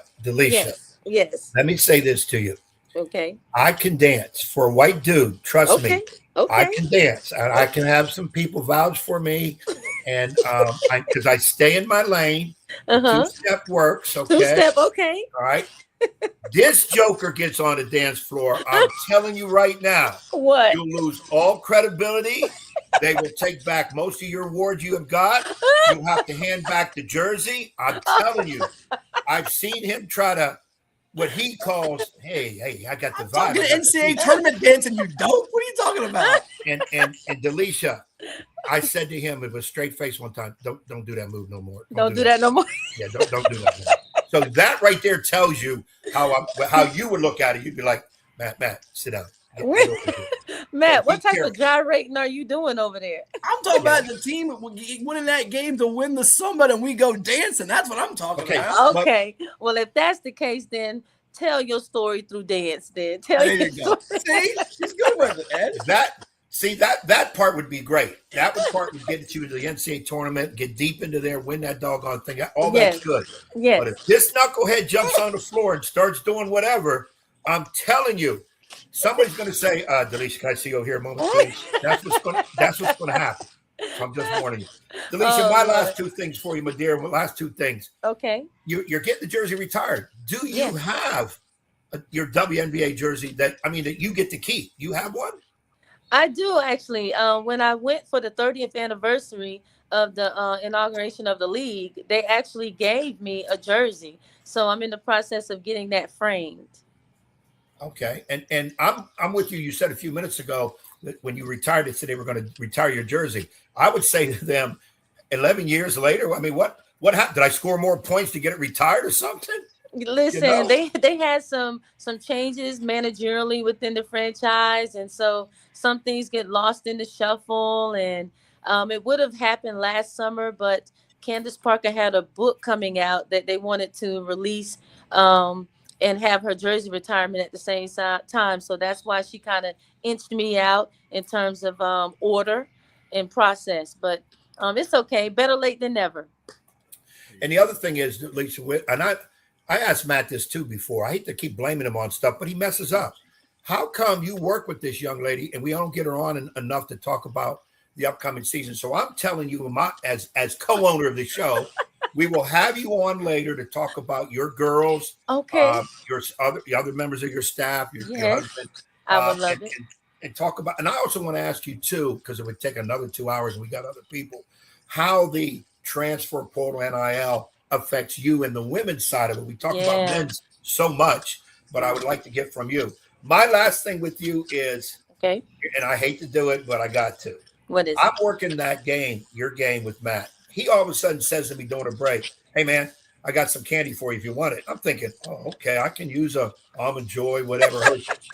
He goes deep in the bag, his big black bag with a million things in it. I think he's got his baby toys in there. He pulls out this bag of candy. So I said, what the hell is that? He said, well, I got candy, I said, you took that from your grandmother's purse. At the bottom of the purse. Grandma's not alive anymore. What are you talking about? I said, what is that? This stuff is sticky. You don't even have a right. I said, there's candy here you probably ate and put back in the bag. Don't give me this, man. Does he do that to you? Listen, the candy bag is my friend. Matt understands the assignment. Now, the only way that I would say he took it out of his grandmother's purse is if it had butterscotch and just peppermints in there, but that wasn't the case. He has the trendy candy. He has the Skittles. He has the Andes. He has that decadent chocolate. But then he also has the Jolly Ranchers, and he understands me. He gets me. So we're not going to rag on him too hard because I love that candy bag. I got the butterscotch and the peppermint unwrapped, and it was all stuck together. It's your fault. You didn't dig deep enough. It's your fault. Well, Coach, we thank you so much for coming on, and congratulations. This is such a cool honor for you to get this long overdue, as Ed said, getting your jersey retired coming up July 28th. That's this Tuesday. LA Sparks, New York Liberty. For those that can't be there, you can watch it, I'm sure, online, TV. You can find the game. It'll be a neat moment for you and your family, and everybody's helped in this endeavor. And we thank you so much for coming on and putting up with our nonsense for 30 minutes, and I look forward to talking to you again. Thank you, guys. Can't wait to be on there. Thanks for the invite, Ed. Stay on top of Matt. I need to be on there. Yes. Yeah, we'll get you back. I'll guarantee that. Okay. Even if I got to throw this knucklehead in the pool, you and I could do the interview. You and I could do the show. Actuality, let this nut go flounder in the water. Okay. Or play the piano, one of the two.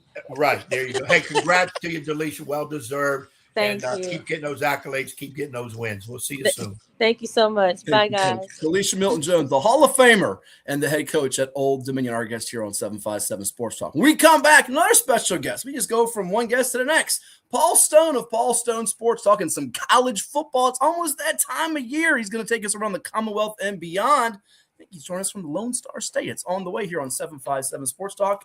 And they are watching where, Edward? They're watching us. Cova Sports TV. I hope they have liked us. I know it's tough. Hopefully you're going to share this with other people, get them on board, and subscribe. Did you know that the minimum limits in Virginia are $30,000? $30,000 is a lot of money on an individual basis, but if you're involved in a personal injury matter, that's not enough.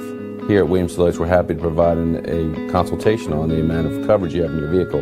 It can be confusing. Not many people understand it. You know you need to have it, but do you have enough? Give us a call today at 757-547-5555 so we can help you prepare in the case of an automobile accident or any other personal injury matter that you or your family may find yourself in.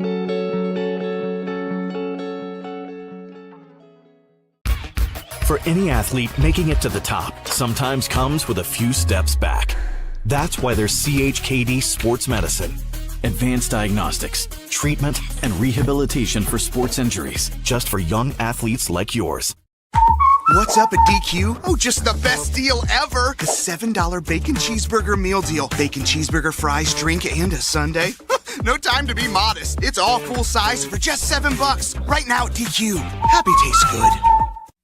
Well, it's everybody's favorite time of year again. Time to prepare to make your annual donation to that infernal revenue service. And if you're like me, you need help. Help to keep that donation as small as possible. So get off your W-2 and call John Maynard at John's Tax Service. 455-6763. As a banker at Town Bank, we believe that people bank with people, not with banks. You're looking for an actual personal relationship, and that's what you get at our bank. You get that person that gets to know you, gets to know your business, is there for you. I think that is what motivates us, what drives us. And the idea that we are trying to serve others and enrich lives, I think is very true.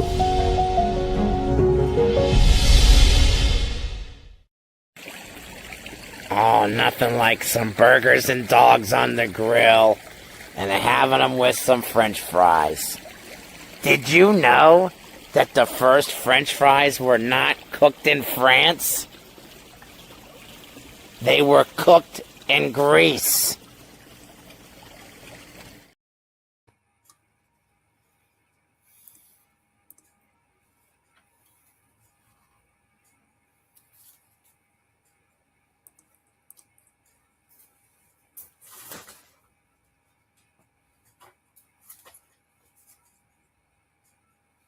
Hampton Roads has a long-running high school and college sports tradition. It's time to give them the spotlight they deserve. This is 757 Sports Talk. Here are Matt Hatfield and Coach Ed Young. And welcome back to 757 Sports Talk on Cobra Sports TV. Like, share, and subscribe with the Coach Ed Young. I am Matthew Hatfield, and Ed, we have a special guest with us. He is the man with Paul Stone Sports, talking all things college football with us. It is Paul Stone. Paul, good to have you back on the show. How you been? Been good, guys. Man, here we are, July 25th. From where I sit, it's pretty much college football season. We're going to be starting summer workouts here in another week or so for some schools like the University of Virginia that play in week 0. So it's full steam ahead from now until January 20th or so. So looking forward to it. Nothing better than college football.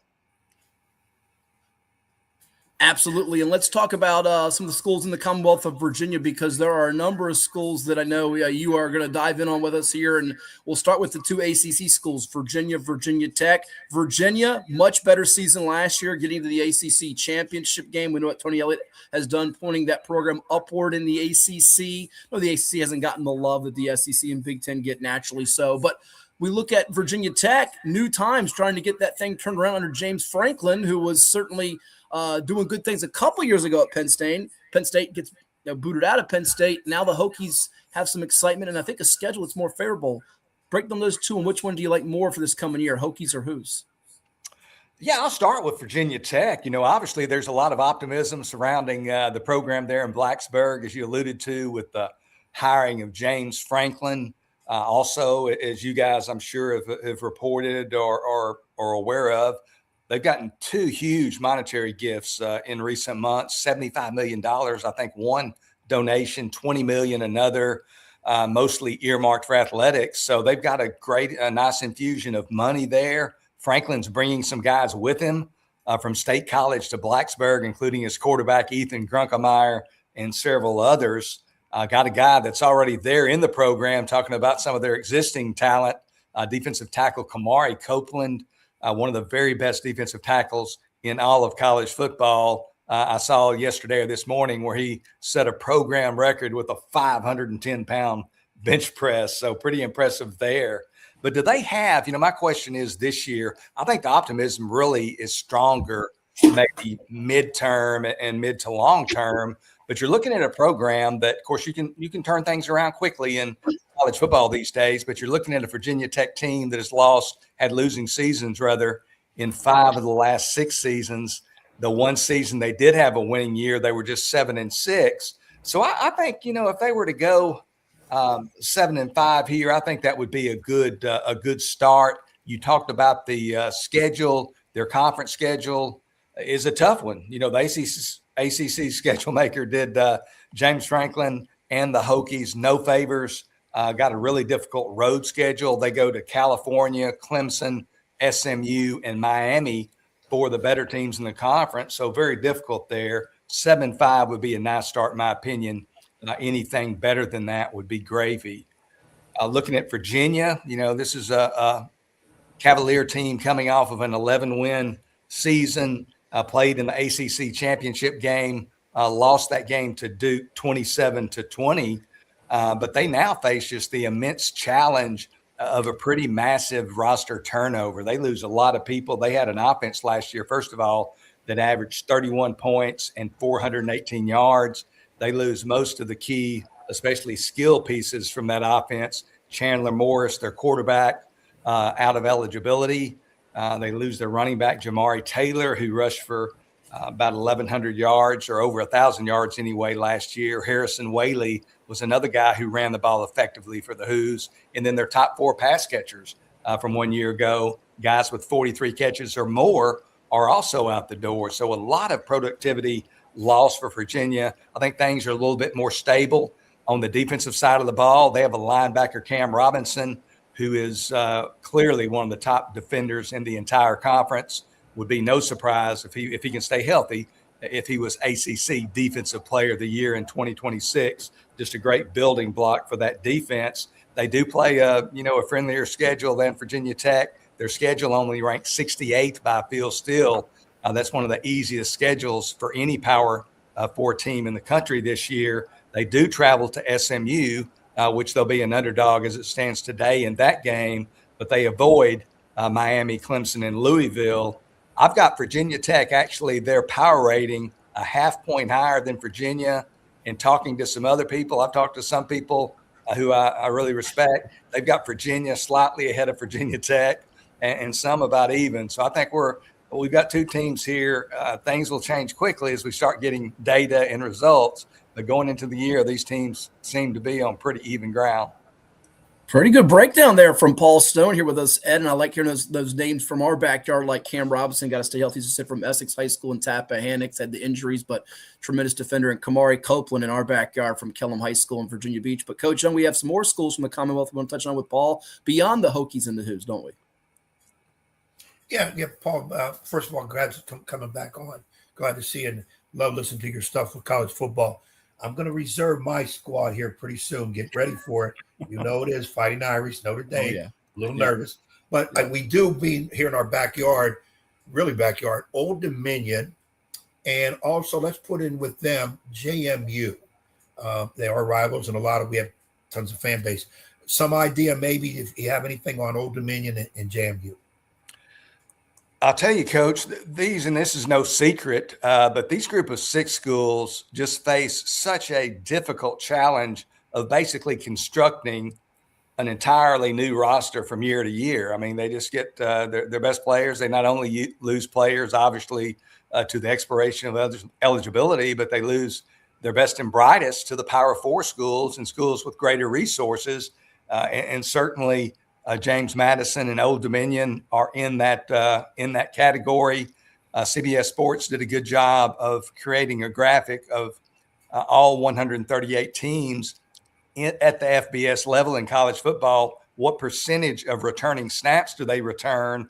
Not surprisingly, James Madison, first of all, they only returned 19% of their snaps from last year. So they rank 131st out of 138 teams in that category.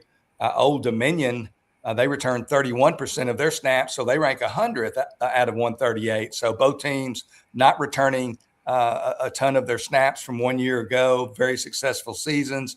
And the biggest losses, obviously, at the critical quarterback position. They both lose their not only starting quarterbacks, but very productive, very talented starting quarterbacks to Power 4 programs. You have, first of all, JMU's Alonzo Barnett. He's off to Central Florida to play for Scott Frost there in the Big 12.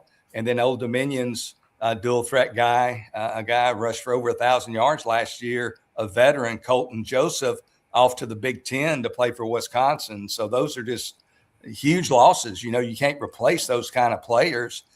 But, I think more, not to say that they won't be there in the end, because it's very difficult to assess the relative strength of these teams in these group of 6 conferences from one season to the next, because there's just so many new pieces, so many new parts. I think maybe almost by default, JMU I saw was the coach's pick to win the East Division of the Sun Belt. Old Dominion picked second. So that may or may not come to fruition. You look at these coaches, both very accomplished. Billy Napier did great things at Louisiana Lafayette in this same conference several years back before going to the University of Florida. And then Ricky Ronnie, I think he's among the top group of 6 coaches out there, just does great things at Old Dominion each year. But again, they're fighting an uphill battle in today's environment. It's not really a fair fight. So, I think there's just nowhere, I hate to say this, I don't think it's an unusual take, and maybe it'll give them some impetus. I'm sure they're talking about people like myself who are saying they're due for a letdown, but I think there's nowhere to go but down for these programs. And I think both are going to take a substantial step backward. I would be surprised if either won the Sun Belt Conference. Yeah, Paul, I'm not sure which is more surprising to me. The amount of success Ricky Ronnie has had as an underdog, which you can dive into those numbers now, against the spread and straight up. You've been on the show. We've had Phil Steele on the show about this before. He's incredible as an underdog. Or JMU's level of success at a high level, going from 1AA, FCS to FBS. They won championships under Mickey Matthews and Mike Houston. He goes to East Carolina. You see what obviously Kurt Signetti did, and Indiana becomes a champion. That's the biggest surprise of anything. By the way, the Hoosiers, which you can touch on, but JMU's still in that limelight and making the college football playoff, which was astonishing to me that they did that. And I don't know which one's more stunning to you. Is it what Ronnie's done as an underdog, or JMU staying in the mix with the change in leagues, levels, and coaches? Yeah, talking about Ricky Ronnie's performance at Old Dominion as the betting underdog. When you're the betting underdog, that infers that the public, believes that the other team has a superior roster. So you're basically going in with a roster that is less than your opponent, and you are bridging that gap by preparation and by coaching. And that just attests and gives credence to the fact that Ricky Ronnie's a big-time football coach. And then James Madison, you talked about Indiana's undefeated season this past year, making the playoff the year before in 2024. The influence and the amount of James Madison players on that team, they should probably take an arm off the trophy and maybe send it to Harrisonburg, because there was a lot of JMU influence on that national championship roster. So they both, what those two two programs have been able to accomplish, and certainly Coach Ronnie is just pretty incredible. Yeah, Coach Paul, you hit right on something that Matt and I discussed on the show with some other people. This day and age of the crazy transfer, the smaller schools have become a farm system, minor league for the big boys, even in coaching. Signetti coached at JMU and did a great job. Indiana, who's done nothing in football for the most part, brings him in, brings in those players, and now it's all we talk about is University of Indiana football. And you're right, you hit it right on the head. You could be those teams like Old Dominion, JMU, you can have great seasons. And the better season you have, you're guaranteed to lose your kids to the bigger schools. And really, there's not much you can do about that. It's just the way the landscape is now. Correct? It's sad. I think it's one of the things, and I believe in a meritocracy, if you want to call that. The best and the best and the strongest and the ones with the most resources are going to be in great position to win. But to have we have to have a more competitive athletic structure that is not so punitive. If these teams are going to be part of the FBS, the 138 team structure that we have currently, they have to have, some level of stick. They've got to have some ability to maintain their roster. They probably know in some cases entering a season that this guy, he's not going to be with us next year. And then some guys start developing and start showing their talents maybe week 3, week 4, and they say, this guy's not going to be with us anymore. So it's such an awkward situation, and it's such an unfortunate situation. These schools, I know the SEC and the Big Ten and the big dogs don't want to give up their control and their power and the huge advantage that they have in today's setup. But there's got to be some rules in place to restrict this year-to-year pillaging of these group of 6 rosters and all this movement where a coach, it's nothing for Steve Sarkisian to fill in the gaps through the transfer portal, or Ohio State and Ryan Day. The big boys, they have to get maybe 6 to 10 guys to give them depth or to fill in some gaps. Guys like Ricky Ronnie and now Billy Napier, James Madison, they've got to reconstruct their roster every year. They just have so few players returning. It's just not, again, it's not a level playing field, and they've got to be given a little bit more of an opportunity for some continuity. Absolutely. One more Commonwealth of VA team I want to touch on with you, Paul, before I let Ed tackle the Irish with you here. And it's Liberty coming off their first losing campaign in like 20 years. Jamie Chadwell at the helm there. I got to do the radio call on ODU side for their game when Liberty came in during that rain monsoon. But just a few years back, they had Malik Willis, who was a first round. I mean, they had a lot of limelight. They were right where JMU was. Do you see them turning things around, or is Conference USA going to be too tricky for them to navigate in your eyes? Well, I've got, and this and $6 or $7 will get you a coffee at Starbucks. But in my opinion and my prognosis on Liberty is a little, not as much doom and gloom as the schools we just discussed. I actually like this Liberty team. This is a Liberty team, first of all, that last year uncharacteristically went 4-8, lost their last 4 games by a single score, 7 points or fewer. 3 of those, the last 3 games of their regular season and their season period, they lost their last 3 games all in overtime. So just an incredible, stroke of, bad luck, if you want to say. They were -7 last year in turnover margin. They were also -3 in a category that Phil Steele kind of created called net close losses, those being games decided by 7 points or fewer. So they were -3 in those types of games. So I think they're going to return. They're going to get some of that good fortune back. They've got great resources. You guys, I'm sure, know that among the Conference USA teams, nobody spends more in NIL than Liberty. So they do have that advantage in their corner. They've got, looking at their personnel, they've got 2 quarterbacks who have started games at the collegiate level, Deshaun Purdy and Ethan Vasco. I think they've combined for a total of 18 starts at the collegiate level. Vasco started several games last year, but I think Purdy, the Wake Forest transfer, is eventually going to be the starter here. That would be my gut feeling. But whoever it is, they bring critical experience to that quarterback position, which is the most prominent in not only college football, but in my opinion, all of sports. But I think the most significant addition for Liberty, and one to keep an eye on, is the addition of running back Kanye Udo. He's a guy who last year at Arizona State kind of got lost in the shuffle, didn't really get that many carries. But the year before at Army in 2024, rushed for over 1,100 yards, averaged over 6 yards a carry. He's a big physical guy, 6'1", 220 pounds. I think he's going to return to his 1,000-yard rushing ways there in Lynchburg. And I'm going to talk about a game, and we've talked about, obviously, JMU already, but I'm sure this game's attracting already a lot of attention in you guys' neck of the woods. Liberty traveling to James Madison opening weekend on September 5th in both teams' season opener. Liberty at the stores, the sports books that open games up early a few weeks ago, they opened 7.5 point favorite. I say Liberty. James Madison opened, a 7 or a 7.5 point favorite. But Liberty has taken money. That line is now down to 6 at some stores, 6.5 at others.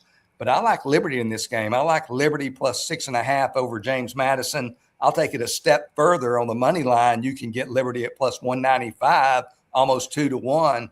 I'll take Liberty as well at plus 195 to win the game outright on the money line. So I think Liberty is going to travel to Harrisonburg and beat James Madison in week 1, erasing last year's 31-13 victory by JMU there in Lynchburg. Superb breakdown there by Paul. I love it. My dad doesn't love it. He's a JMU class of 77 grad, but he'll get over it. It is 757 Sports Talk here with Paul Stone, the college football handicapper extraordinaire. Paul Stone Sports here on 757 Sports Talk on Cova Sports TV. And that backfield combo with Udo, who you mentioned was once upon a time fullback at Army, to go with Peyton Jones, who's from our backyard, and Maury High School in Norfolk. We'll see if another guy from our neighborhood, and Ethan Vasco, quarterback from Oscar Smith and Chesapeake, gets on the field. But Liberty could be a trendy upward in the standings type of team there. And all right, it's your time, Ed. September 6th. I know you can't wait for it. The Irish hosting Wisconsin. There's the music. What do you got, Coach? Now put all those other teams out of the way.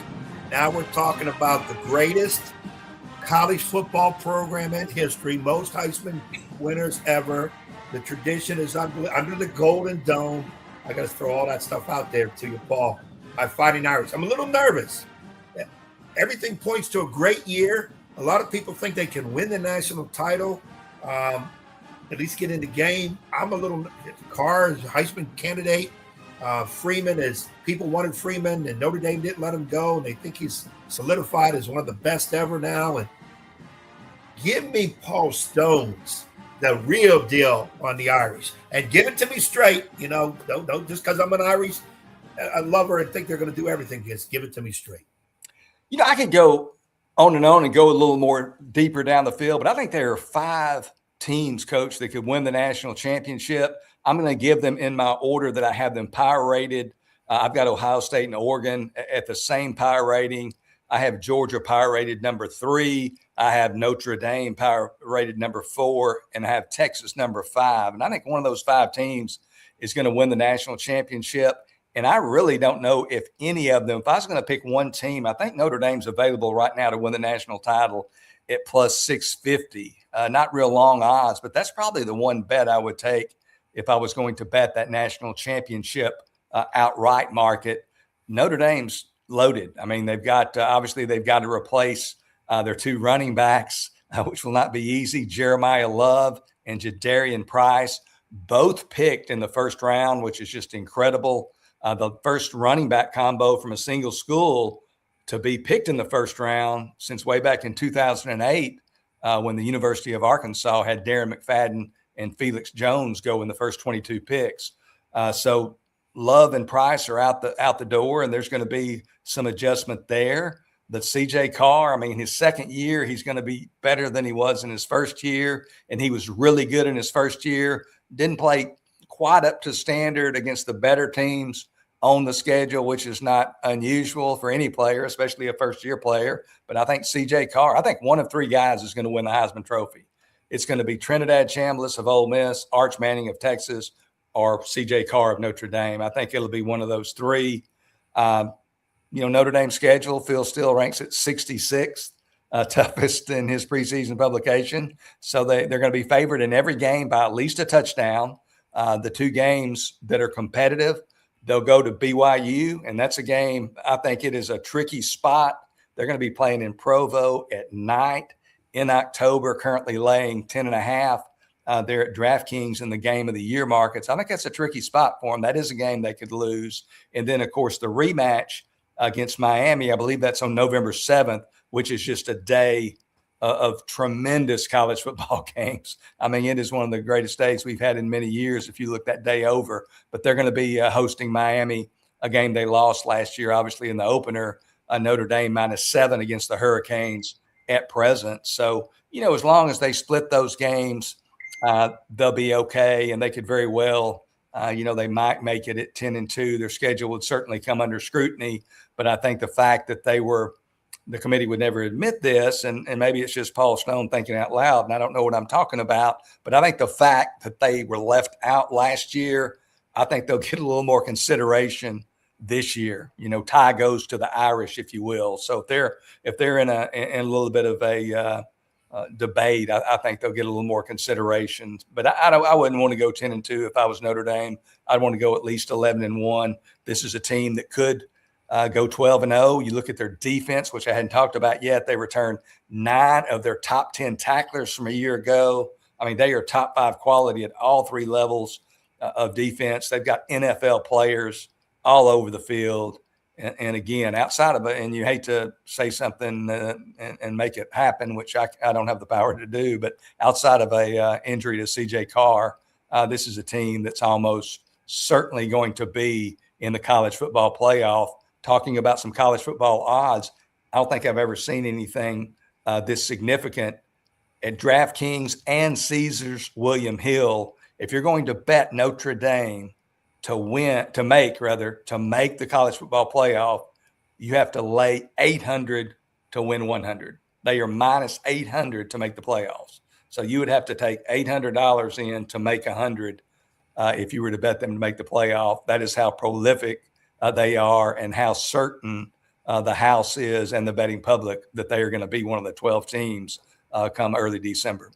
I can't speak for you, Paul, but I don't have that kind of money. We know Coach Young does, so maybe he'll loan it to us. But before we let you run, and we'll get you back on the program because your expertise on college football is just tremendous, and we love having you on. We'll get you on during the season, I'm sure. And there, by the way, is that schedule you mentioned, November 7th. It's a gauntlet with BYU, Utah, Notre Dame, Miami, Georgia, Ole Miss, Bama, LSU, Oregon, Ohio State. Can we watch them all, please? I'm waiting for that date. Tell the folks, well, a couple things. Give us 1 or 2 surprise teams you might like, and then tell the folks what they'll find on Paul Stone Sports, what they'll get when they subscribe. Go ahead. A couple of surprise teams I would give. First of all, one of the more polarizing teams probably in all of college football entering 2026 would be the LSU Tigers. And I'm bullish on LSU. I mean, Lane Kiffin, he's told us before, among many things, he's told us that he's the portal king.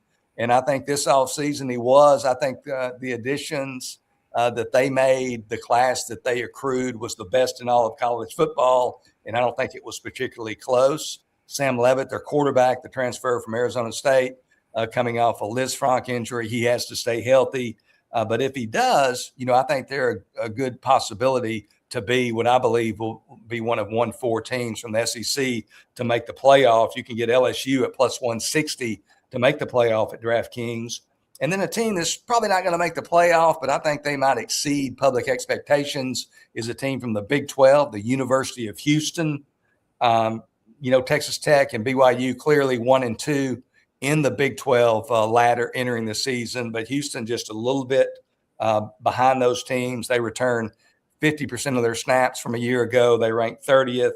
They have 2 5-star quarterbacks on their roster, not just people saying they're 5 stars, legitimate 5 stars. First of all, their quarterback, Texas A&M, their starting quarterback, Texas A&M transfer Connor Wegman. He is a guy who is developed into a very nice quarterback. He was a former big-time recruit out of the state of Texas. And then incoming freshman, a guy you need to remember, Keyshawn Henderson, a guy from the Houston area, the top quarterback recruit in the entire nation, according to some services. Henderson's going to play early and often. At the Big 12 Media Days a couple of weeks ago, which I attended, head coach Willie Fritz said he'll have the complete playbook. He will play, and he will play with the complete playbook. But Henderson is very athletic, adds a dimension. Willie Fritz, not a household name among casual college football fans, but I think he's one of the very best college football coaches in the game. Has just done big things at Georgia Southern. Took Tulane. I think they finished top 10 back in 2022 when they had that big year. And now Houston last year winning double digits. So I think Houston's going to exceed expectations. And just one more, if you wanted to take a long shot, the American Conference is a conference that is wide open. So many of the teams have lost key players. I don't think Tulane, North Texas, South Florida, or Memphis are going to be anywhere near the level they've been the last couple of years. So I would split one unit, and I would take Navy plus 800 and Army plus 800 to make the college football playoff, because I think there's a good chance that group of 16 will be from the American. And I think those 2 teams, which are able to retain their players a little bit better than their, other competitors there in the American, based on the service requirements and so forth, they're just better postured. So I think a Navy or Army, especially Navy, has a chance to make the college football playoff this year. Awesome. And again, he's rocking that. We have a lot of military in the 757, the UTSA Roadrunners hat, but Army and Navy fans are love it. Again, Paul Stone Sports. Give him a follow on the X. Check out the website. It's just fantastic. We thank you so much for coming on, Paul. We'll get you back on at some point, I'm sure in August, September, to talk more college football with you, and have a great weekend. Hey, guys, thanks for having me, and we'll talk to you soon, hopefully. You got it. Paul Stone with us here, breaking it down like nobody else can. He does a tremendous job. Coming up next, after a quick word from JES, we got another special guest. It's just been a jam-packed show. You've heard from Paul Stone. You've heard from Derek Boone. You've heard from DeLisha Milton-Jones. He is the former Wizard of Woodside, now the new head football coach. Ed told him back on radio days, folks, he's going to come back out of retirement, and here he is as the new head coach at York High School at the Falcons. Danny Dodson with us next right here on 757 Sports Talk after this quick word from JES. Welcome to the most honest commercial you'll ever see. And as you can see, me and you are both having trouble starting to talk. Yep. I mean, this is something that you're breathing in every day. Yeah. Like 50% of the air in the house? Yes, sir. Yes, sir. Is coming from down here. Yes, sir. How's your crawl space looking? You say we're going to be here a while. Yes, sir. All right, let's get busy. Get a free and honest inspection with JES Foundation Repair, a groundworks company. We're back with joke time. We know you've been waiting for this one. What do you call two doctors? Paramedics. This is 757 Saturday Sports Talk with Matt Hatfield and Coach Ed Young. There he is. Welcome back to 757 Sports Talk on Cova Sports TV. Like, share, and subscribe with the Coach Ed Young. I am Matthew Hatfield, and Ed, we have a special guest with us now. He is the head football coach of the York Falcons, now on the sidelines in the Bay Rivers District after spending, 24 seasons in the Peninsula District, 159 wins with the Woodside Wolverines, and he spent a couple of years there helping Andy Lynn out at Lafayette. We say hello and happy summer to Danny Dodson. Coach, thanks for coming on the program. It's almost that time of year for football, and welcome back. You never left us, did you? Coach is, I think, trying to get his audio figured out so he can hear us. I think he's having similar issues that DeLisha Milton-Jones had earlier on the program. So hopefully we'll get this ironed out so we can get Coach. I'm not hearing anybody right now. Okay. You're not hearing us, Coach? Can't hear us? All right, he's having some technical difficulties picking up the audio for some reason on the I think he's on the mobile device as opposed to the computer. This could be on our end today, Ed, because this is not the first guest to have this issue. Paul and Derek worked out, but so far for maybe it's the D's, DeLisha and Danny have not had the success with it. So hopefully we'll get him to get that ironed out and get him on the show so he can hear us properly on 757. You guys hear me because I can't hear anybody. We can hear you. Yes, we can hear you, Coach, but you can't hear us at all. He's not hearing us at all. So we'll see if he can possibly reconnect, and we'll get him on the show here to talk about the York Falcons. He's having trouble hearing us for some reason. I'm not sure why that is. We've not had that issue before until today, and it's 2 times now we've had that issue. So I don't think it's specifically now. I thought it might have been DeLisha's computer, but now it might be something on our streaming end. So technology, the joys of technology, right? Well, I ain't going to complain because there are many times I've tried to come on and I can't come on. I see you or I can hear you or I can't. We know, but hold on. We know when it's you. It's a you issue. It's not a streaming issue. No, this computer I've had to throw it across the room a few times. Well, that's your to problem. make it work.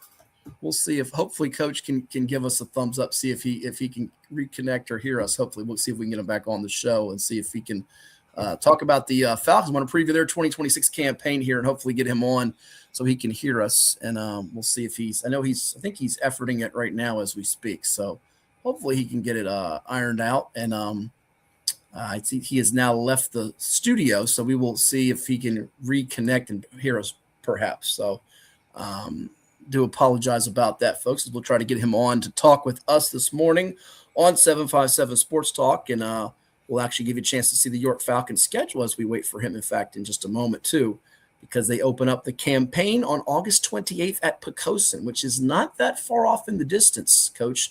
It is literally, we'll call it 4 weeks away. 4 weeks away. I'm sure you're going to blame the pool features as the reason why. But if it was the pool features, then Paul and Derek would not have heard us when they came on. So you can't blame the pool features, even though that's what you love to do and want to do. You can't blame it on the pool. As I look back, it is what it is. You know, it kind of comes and goes. Like we would like the pool feature to mostly go, but it does mess up some of our guests because they just when they see full in the pool, they're like, "What am I on? What is this?" Don't lie to the audience. Don't lie to the audience. Don't lie.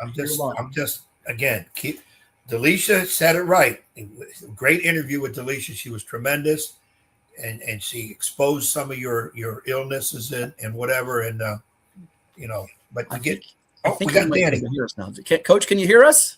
I can now. I heard your last guy, and then as soon as that went off, my sound completely cut off. Oh, well, I'm blaming Ed. He wants to blame it with me of my rejoined pool features, but we're glad to have you back. And I got to give Ed one thing. He did say when we last spoke to you, I think on radio, and I've seen you on the sidelines helping out Andy Lynn at Lafayette. I knew you were never going to leave the football coaching community in capacity, but Ed did say you would come back. So he did, he doesn't get a lot of things right with his predictions. He's pretty yucky on those, but he did get that one right. You were going to come back and you did.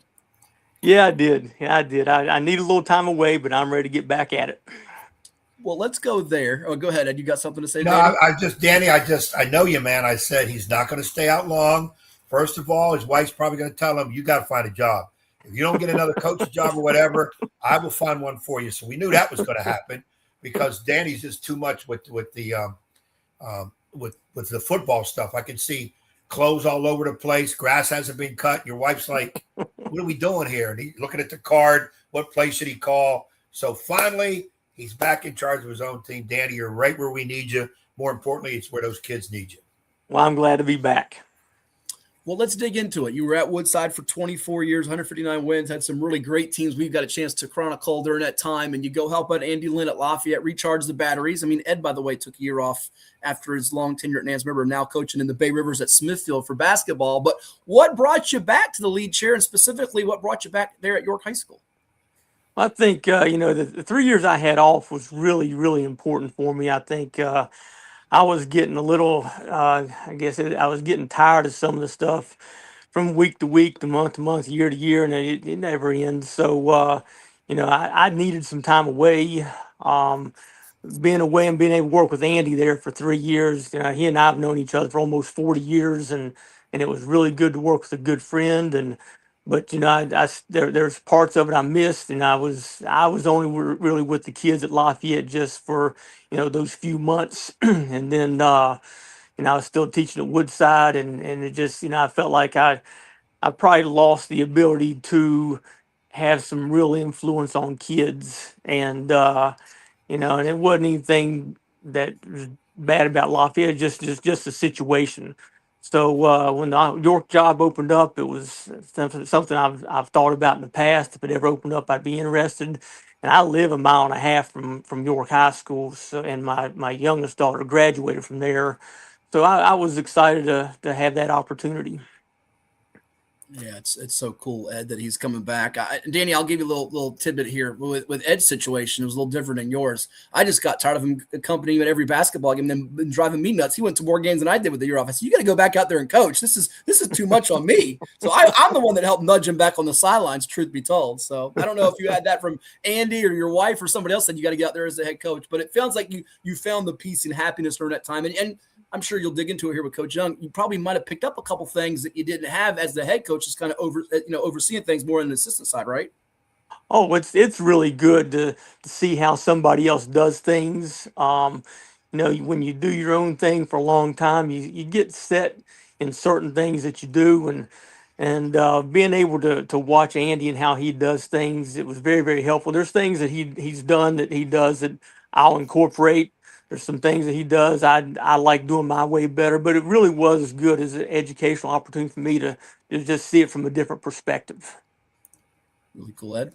Well, and Danny, in our profession, especially guys like ourselves that have been around a long time and being successful, as successful with Woodside, we do kind of get into I don't want to use the word rut, but we get into a set way of doing things. And sometimes we don't see what else is going on. The year I was off, I did get out to 1 million games. A ton of games. I couldn't sit in the house. More than I knew I was coming back coaching because it was in my blood. And the way things happened in Nance River, I wasn't happy with. I thought I was done an injustice for taking a coaching job. For what reason? Give me a reason. Where did I mess up? Well, you didn't. Well, why we just think it's time for a change. But you told me all that craziness. But by going out and watching games, now I didn't get a chance to coach under somebody else, but what I wanted to do was see how everybody does things. Went to some practices, watched how game management. I didn't watch just the game for the sake of watching the game, because I said when I come back, I want to be able to change some things. I want to make sure I can be a better coach for whatever team wants me, and not just keep doing this same thing because it was successful before. I'll just keep doing it again. And I got that perspective, kind of like you're mentioning. You had a great situation being under Andy, who not only is a friend, but he's a successful, one heck of a successful coach. He wins all the time. So you're able to see how he does it. And I like how you said there's some things I saw that I'm going to use, and there's still some things that I have done that I am going to continue to do because they work. And that's a perspective lost on younger coaches. younger coaches come in gung-ho, guns a-blazing. I'm going to do this. I'm going to change the world and coach. And then they find out until you start getting in front of those kids, things change. And now when you go from Lafayette, Woodside, you're going into York. What situations now with those kids do you say, okay, this is what I've got to do? These are a couple, 1, 2, 3 things I've got to do in my new situation, even if it is bringing some stuff from the old. What were those few things when they said, Coach, we want you to coach our squad? Well, I think that right now, York's kind of been on a lull as far as football for the last, I guess, 3 years. Been a challenge. So we've got to find a way to get more kids excited about it.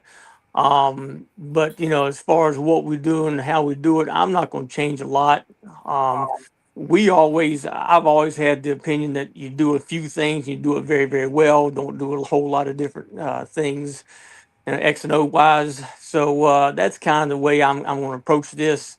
We're going to be very young this year, and it's going to be a learning experience for a lot of people. So I think for me, I've got to learn to be patient. Went there at Woodside a long time. We won a lot of games, but it wasn't always that way. When we first got there, it was a little bit of a struggle at first, and we got it going. So I've just got to remember to be patient, and things will work out. Absolutely, Coach. Let's highlight a few of the guys if you can. I know you're starting to learn them, and they're starting to learn you. But any couple of players we should keep an eye out for, offensively, defensively, and you've touched on it. I don't want you to give away all your secrets. I imagine you'll have some of the same formations and things that you had at Woodside, and incorporate that with some new twists and wrinkles. But maybe some kids that we should keep an eye out here on Friday nights this year in the Bay Rivers. Well, I think that really and truly, there's really only 3 guys that have experience from the past year over there, and I think it's going to be very, very good for us. Jordan Smith, who played tight end for him some last time, and maybe some tackle. I don't know if he played tackle all last year, but I know he was a tight end and a defensive player. I look for big things from him. Sheldon Bundy, who I believe was an all-district player last year, all Bay Rivers district player on the defensive line last year. I expect big things from him. And Asa Vault was a linebacker for them last year. He's another guy that I expect big things from. I mean, those 3 guys have been incredibly dedicated in the offseason for us. And I'm looking forward to seeing what they actually do when it comes time to play football. A few more minutes here with Danny Dodson. He is the head football coach of the York Falcons, our guest here on 757 Sports Talk on Cova Sports TV. Like, share, and subscribe. Their season opener coming up on August 28th at Pocosin Ed. And while they weren't a team that went deep in the postseason last year, they certainly had some successful moments under Doug Pereira and made some deep playoff runs. So it's not like Danny's taken over a cupboard that's entirely bare or a program that's been downtrodden for a long, long time, Coach. Well, that's true. And of course, you got to replace Blue Smoke. Doug had the I don't know, Dan, if you're familiar with it, but when he would come out of the house or whatever, I think Matt can probably do any better. Well, he didn't do this a lot, but the one time that Doug, much like you did, not a very animated guy that says a whole lot, but he did the blue smoke thing, and Ed and me have attached it to where now Ed cannot go without calling him Blue Smoke. So he's hoping that you either have some new tradition so he can have some moniker that he can attach to you and maybe razz you when the Falcons play the Packers, because Danny, he won't be rooting for you every time like he did last time. He now going to root against you when you play Smithfield. So, Danny, it goes without saying, I hope you win every game but one. I'm going to tell you that every year now. And I'll be on the other sideline. I'll be trying to put the whammy on you and whatever. Of course, Tracy don't need me to help him out. And y'all be the last person in that doggone stadium you'll be worried about. So you can take care of your own business. Danny, what about staff? Are you liberty to mention guys? Who have you brought in? Or are you still looking to add before the season starts? I'm pretty much settled with staff. I've got some guys that were with Doug last year. I've got several guys with Doug last year, and then I've added Sonny Merchant, who was the head coach at Gloucester there for a while, and he was my defensive coordinator at Woodside back in, I think, 2019, and then the spring 2021 and the fall 2021 season. He's going to come in and be my defensive coordinator. So, I'm looking forward to that. Like I say, the guys that were on the staff last year that I have, I'm excited about them. They seem to be bought into what we're trying to do. And I'm looking forward to working with these guys. Awesome. And what about now? Go ahead. Excuse me, No. Matt. Yep. You say are you still going to teach at Woodside, or are you now moved to York to teach? No, I'm still going to teach at Woodside, just from the standpoint of my time there and retirement situations. If I don't retire from Newport News, I'll lose some nice little chunks that I can get. So I'm going to stay at Woodside for the time being and drive over there every day. It's only about 8-minute drive, so it's not a big deal. Not that bad. We do have hundreds and hundreds of viewers out there through our YouTube channel and social media channels. And one of our viewers wants to know, is Coach going to run an offense like Lafayette or Pecos? And care to comment on that? And I guess while you comment on that too, Coach, a follow-up to that would be kind of, you probably see some similarities and differences from your time in the Peninsula District, what teams run offensively, to what's being run in the Bay Rivers, right? Yeah, we've talked about it. I've been a wing tee guy for over 30 years, so that's not going to completely change. I do think that we have to do something a little more unique. I think that, Andy and Elliot do a great job running the wing tee over there. So we're going to have to bring a little something different there to counteract that. But we're going to run the football. That's what we're going to have to do, and that's what we're going to get good at. So is it going to be exactly what those guys do at Pecos and Lafayette? No, but there'll be some similarities. Yeah, you just got to make sure you got one of those guys like a Carter Jones up front, right, or a Balm Hogg. Those guys that are difference makers right on the field. That's what it all comes down to getting those guys developed and being those type of guys, huh? No doubt about it. I mean, they got some good players over there, and like I say, they've developed them over a number of years. So that's what we got to do. And like I say, we're going to be young, very, very, very young. Only have one returning senior that I've seen so far, so it's going to be interesting. But I think if the kids will hang in there, we'll be okay. Well, Ed, you can relate because when you got to Smithfield last year, it was almost an entirely new team. Literally, would you have one kid back at Smithfield, I think, on the hoop side? Yeah, when last year when I took over, I had 2 kids that had played any kind of varsity basketball. 2. This year it'll be even worse because I kept a lot of seniors because we don't have a lot of young kids. So it's like restarting over again, which is what I'm learning, Danny. When you mentioned about learning yourself, changing some things, being patient. That's the word I've got to use because right now I'm looking at a lot of young kids playing because this is what we have. And Danny, for my last question for you, that leads into what I want to ask you. Woodside, big school, you got numbers, and you're able to probably play a lot of kids. You might have, an offensive team, a defensive team, and even at special teams. Now you come to York's much smaller school. Thinking, I'm guessing, has to change where, and I know football coaches always say, hey, we're going to play our best kids. If that means they play offense, defense, and special teams, so be it. We just got to make sure we rest them when we can. How is that dynamic for you? I know you haven't played yet, but I know you thought about it. Is it going to be where we're going to have to keep better kids on the field because of small numbers? Or do you bring the big school mentality? Hey, we got to develop as many kids as we can, get them involved, get them out there, and save some of our better kids so that we can use them where they're the most strongest. How's that philosophy for you? Yeah, ultimately, I would love to have a situation where I could play, 11 on offense, 11 on defense, and have a different group playing special teams. But that's not going to happen here. We're going to have a whole lot of two-way players. And I've already talked to kids about that. We're going to have to get into shape. We're going to have to stay in shape. We're going to have to, it's going to be Ironman football. We'll have quite a few kids playing both ways. Some of those guys I mentioned earlier were only one-way players last year. They're going to be two-way players. I mean, there's no doubt about it. There's no way we can get around it. Now, we do want to continue to develop the younger kids as best we can. The guys that are not starters, we got to keep doing that because the injuries can happen at any time. Somebody's got to be thrown in there. So, would I like to go 11 offense, 11 defense, being different guys? I would love to, but that's not realistic here. So we're going to just play Ironman football, get after it, and try to develop guys as we can. Well, I know I had the faith in him that he's going to get it done because his first couple of years at Woodside, 2-8, 0-10, then he ended up with 4 double-digit win seasons, and he was competing with the Hamptons and the Phoebuses and beating them on occasion too, which was not being done really before that. And good times will be ahead. It might take some time, but they're at York High School. First game coming up August 28th at Pocosin, and we're glad to see him back on the sidelines as the head football coach, Danny Dodson. Thanks so much for coming on. Enjoy the rest of your summer. There's not much of it left, and I'm sure we'll be talking to you down the road. Thanks for having me. I really appreciate it. Thank you, Danny, Coach. remember, hope you win them all except one. Except one.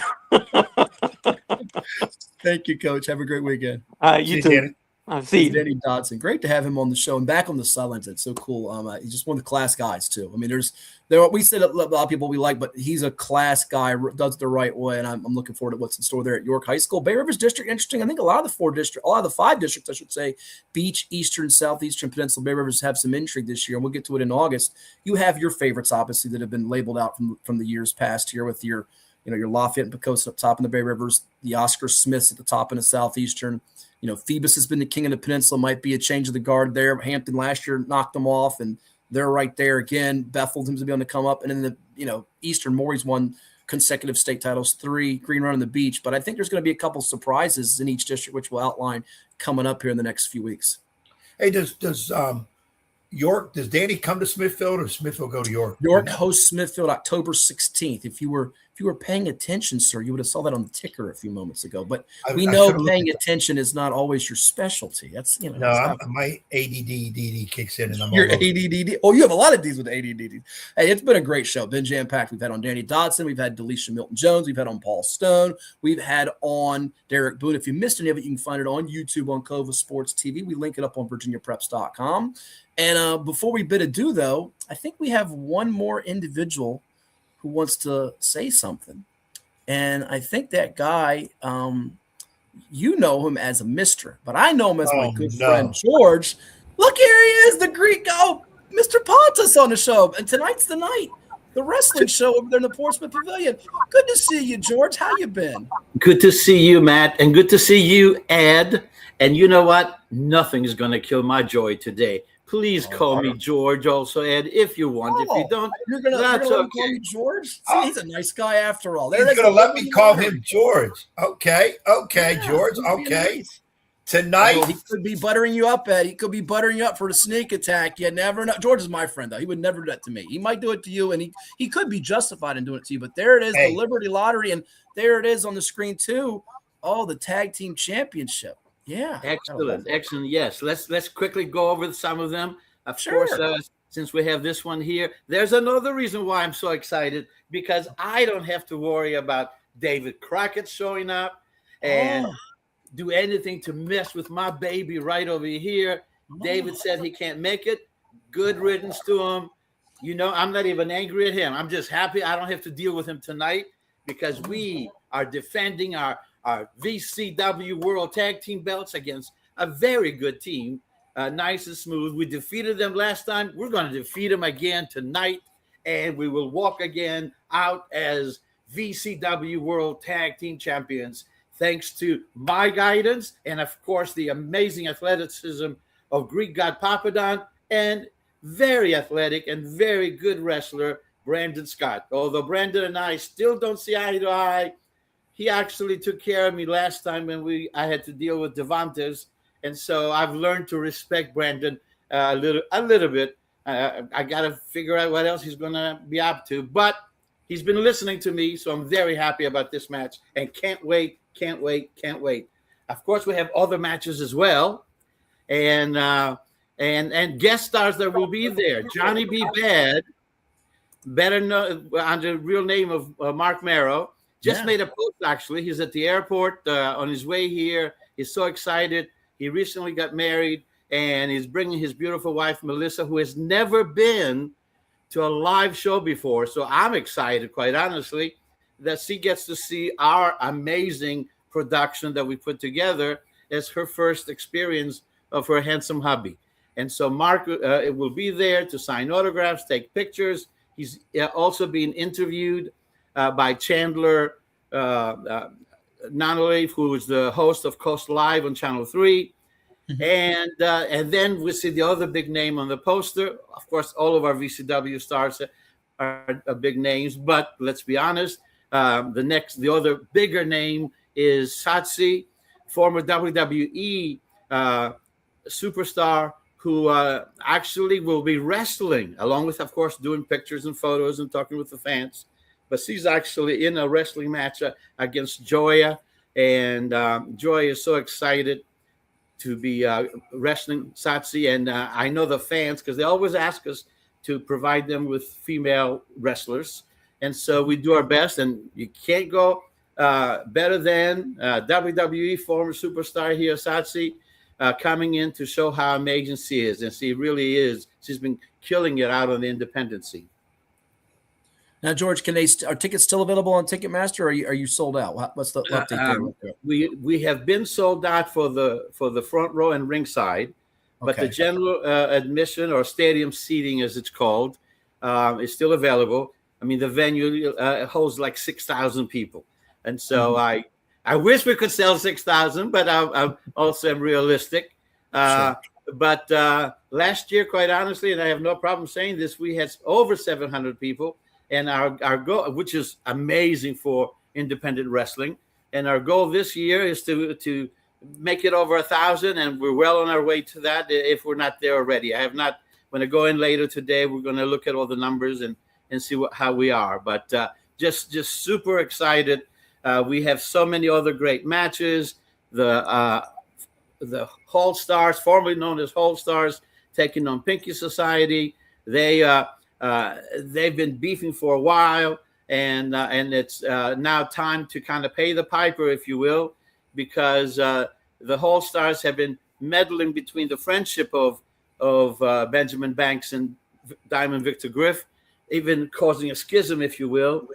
But I think they're going to be united, and it'll be interesting to see what happens in this match. Another great one is, of course, our heavyweight title. I was talking about Devontis earlier, a former heavyweight champion for VCW. We see him here on the poster to the left of Mark Merrow, and he will be taking the current VCW heavyweight champion, and that's Rex Lawless. And on that poster, it was right above Devontis. These guys fought last year at this time. Oh, there it is. Thank you so much. Yep. And actually, Devontis was a champion last year and lost it to Rex. And Rex is is definitely ready to continue with his second-year reign. And he said this is going to be a brawl. Devontis is known as the horse of all horses. He has no problem getting in there and slugging it out. So this match is going to be a hard-hitting match. What's another one that we have? Can you pull up another graphic? Let's see what we got. Let's see what we got here. Okay. Have we touched on let's see what graphic wise we got a couple more we can show up here for the audience here on Cova Sports TV as we talk with George Pontus, the former VCW commissioner who's now the manager of the Greek God Papadon, with us as tonight's Liberty Lottery takes place at the Portsmouth Pavilion. There's of course the females we touched on. Yep. Yes, Joya Blake against Satsi. Very good. And of course, we talked earlier about they can get tickets at the door. They can still go to Ticketmaster and just type in VCW, and they'll be able to get the tickets there. There's another match that we're missing. There we go. Yes, there you go. Tiberius. Yep. It pains me to admit that I know my grandson Johnny, is my biggest fan, but he also loves the boar, and I know he's going to be. I'm just glad we don't have to wrestle boar this time, because I don't want to put my grandson between having to choose. But this is another one that has been brewing between Tiberius. Tiberius has a manager, Tim Lulis, who's actually very famous to the fans in this area. Very famous comedian over at the Funny Bone. He has performed all over the world. He has his own special on Amazon Prime, I think. And so please check him out. He's very funny, but he's not going to be too funny here. He's going to be all business, because he wants to make sure his man Tiberius beats the boar. This is going to be another hard-hitting match, because it's a no-holds-barred. So they are ready to show which one. These are both big monsters, and they're both ready to show the fans who's the biggest monster of them all. And just a quick little side note, real quick, on the boar. He would be an amazing guest to have on a future show. His great story in the sense that when he was a little boy, he was a fan of VCW. He's from this area. And he would come up to me at the matches and he would say, I'm going to be a wrestler one day. I'm going to be a wrestler one day. And I was like, oh, that would be awesome. Kid, very good. And then he went on. He's wrestled, also very famous all over the world. And now, and a couple of years ago, I think, and it was 2 maybe, he was our heavyweight champion. And so he has an amazing story to tell. So hopefully we can arrange for you to have him when we come back again for another show. And I think, I'm sorry. And then the biggest one of all, of course, is the Liberty Lottery itself. What the show is named after. And so there are 20 guests. Yes, what am I saying? There are 20 wrestlers that will be in the ring. They will come out. It's just like the Royal Rumble of WWE. They will be coming out in one at a time. Fans legitimately pull names, and it's going to be up to whatever name they pull. That's what's going to come out. Like last year, I think, or the year before, maybe the host partners against each other. So you just never know what's going to happen. So that really adds excitement to it. And all these guys are going to be battling hard because the winner gets to go whenever he wants to, not on that show, but in the future shows, to challenge for any belt that he wants to. As a matter of fact, that's what happened with Papa Don. Papa Don wound up winning last year. And after he thought about it and talked to me about wanting to become me to manage him, and actually he became my business associate. We've been great friends on and off, but it solidified our friendship. And I suggested to him strongly that he's had the Liberty title, he's had the heavyweight title, but he never had the tag team belt. And so since I was able to control Brandon Scott's contract, I pretty much forced Brandon to tag. And with my help and guidance, we became tag team champions. And we will leave tag team champions tonight, since I don't have to worry about David Crockett interfering in any way. So nice and smooth, nice knowing you. Aha, see what I did there with the name. But you ain't walking out, we are. And Ed, when I see you, I'm even going to kiss you on the cheek. I would have been tempted earlier to hit you with a kendo stick, but no, nothing is going to kill my joy. Okay, I think we hit everything. I don't want to be. I don't want to I know you have to get. Real quick before Ed interjects here, I just want to take off the screen for just tell you a secret, George, real quick, so he didn't hear this. You told me last time we got to get Ed in the Battle Royale, the Liberty Lottery. The Battle Royale. We got to get him licensed and tested. I've talked to some people in high places and low places, more in the high places and low places, and they said we can hopefully get this done for 2027. So between you and I, he's not hearing any of this. We're going to make that happen. All right. Excellent. Yes, let's make it happen. Right. Then I might join in there so I can hit him for real and not get in trouble. Oh, I love that. Can I bring him back now? Is it okay? Bring him back? Yes. Okay. All right, there you go. Coach, John, go ahead. You got anything to final say here before we once again, you all, I don't know what's going on. You took me off screen. I don't know what's happening. But let me say this. It is a great show tonight. I'm excited. I'm going to be there. Thank you, Mr. Pontus, for making that happen. I give you your credit. I've said it before. Up until the last year, you have been one of the greatest. People love you. You give the shirt off your back to whoever. But some of the stuff you've done lately, all I'm going to say is this, because you're right. I want to kill the joy of tonight. Tonight, you may get yours, and I'll be there to see it. But let's enjoy what's coming up. It's going to be a great show. I'll be there. I think Hatfield's coming. Looking forward to it. People, if you have not got tickets and you're not doing anything tonight, get out and see independent wrestling at its finest. I will give Mr. Pontus and all them credit. They work their butts off. They try to put on, and they do put on a great. People tell me, well, Coach, it's not WWE. It's not AEW. I said, these people work sometimes harder than those guys do. Yeah, they don't have $1 billion money to spend on this, but what they do is they put heart and soul into this. I'm telling you, it's hooked me. I tell people I'd rather go VCW show than WWE or AEW every night, and I have proven that. The last 3 wrestling shows I've gone to, VCW. So I'm just saying what I do, and it's going to be great. And plus, we might see George, so I'll use his first name, might get what's coming to him. We'll see. Nice and Smooth doesn't have their Davy Crockett to help him out. I wonder wonder if they would ask Mr. Young to be in their corner. Too much speculating. You're speculating too much. He speculates too much. I do want to say one more thing, because I had a couple fans reach out to me. They're worried about the weather, and of course the entire area. I want to make sure fans, you understand the entire area is covered by a huge tent. Okay. So, and the ring is there, of course, under the tent, and so are all the seats. Keyword: all the seats, both from ringside and the stadium seating. So no worries about getting wet. The show will go on. God forbid, the only reason we would stop is if there's a major tornado or just horrible weather, and then the lightning and all that, and then the city lets us know that we have to stop. Which, by the way, a little behind the curtain, that almost happened last year, because the weather was bad, but we did a lot of prayers, and it never made it to us. So, but we were talking, in all seriousness, we were talking with the city. So I want to be very transparent here to the fans. If anybody's worried, well, I haven't bought a ticket, I want to go in the wet, and I get wet. You're not going to get wet. Bring an umbrella. If it rains and you get wet, it's when you're walking from your car to the venue. So I am excited again. I look forward to seeing the fans, talking to them, taking pictures with them. But not once I get ready in that ring.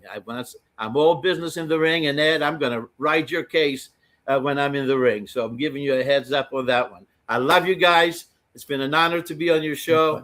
Thank you for having me. I really enjoy this every time, even though what happens with Ed and I at the end of the day, we get caught up in our excitement because we love this business.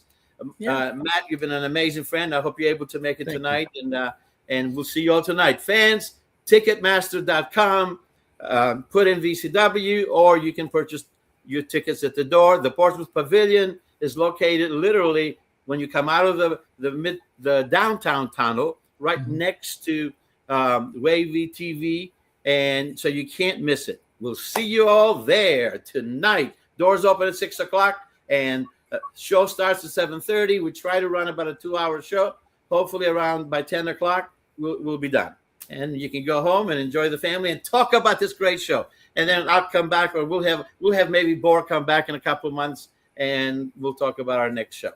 Fantastic. Thank you, George. We look forward to it. One more thing. Check us out, fans, on Facebook, on the Virginia Championship Wrestling, on YouTube, on Instagram, where we post a lot of our videos. And for those that can't make it, we do post the different matches later on months. Well, I shouldn't say months. In a couple of weeks, we'll start putting the matches on there. So thank you very much again. Thank you, George. We look forward to it, and always a pleasure. Got that belt. Going to see you tonight. Hey, George, we're going to be there early, so we're going to seek you out. We're going to be there early, so we'll see you. Excellent. Take care. Bye-bye. George Pontus, Opa, as he says, adios to all of us out there. And that's going to wrap up this episode of 757 Sports Talk. It might be our most guests we've had in one show. We've had and I tell you what, everybody did a job. Everybody really did a job on really it. Good. All of them. A lot of information, a lot of good stuff, some good laughs. Hey, man, that's what it's about. We just try to make it informative in a fun way for people to join in. So hopefully we can keep this going. People out there, we do need some sponsors. So if you know anybody or you're able to do it, come on board. We make you an instant guest. Well, we've got some exciting things that are brewing for football season with our preview next month. And we're going to do something really cool that we don't want to announce just yet. But stay tuned to Cova Sports TV on YouTube. Hit the subscribe button, the share button, the like button. And from all our guests, from pillar to post, which included the likes of Derek Boone, new head football coach of the Surry Cougars, to DeLisha Milton-Jones, the women's basketball Hall of Famer and head coach at Old Dominion, who gets her jersey retired, number 8 on Tuesday night in California. LA Sparks hosting the New York Liberty, to Paul Stone of Paul Stone Sports, chatting college football around VA and beyond. I mean, that guy recites stuff like it's he's like Phil Steele Jr. Ed. That's what he is. He's like Phil Steele Jr. And he even referenced Phil a couple times. To Danny Dodson, the former Wizard of Woodside, now the head football coach of the York Falcons, and George Pontus of Virginia Championship Wrestling. He's the coach, Ed Young. I'm Matthew Hatfield, and you see that water back there, Ed? I think I got to go take a dip before we say goodbye. Hey, all you beautiful people. It's joke time. And I'm not sure if you heard about the cheese factory that exploded in France. Yes, the cheese factory exploded in France. And debris was everywhere. Everywhere.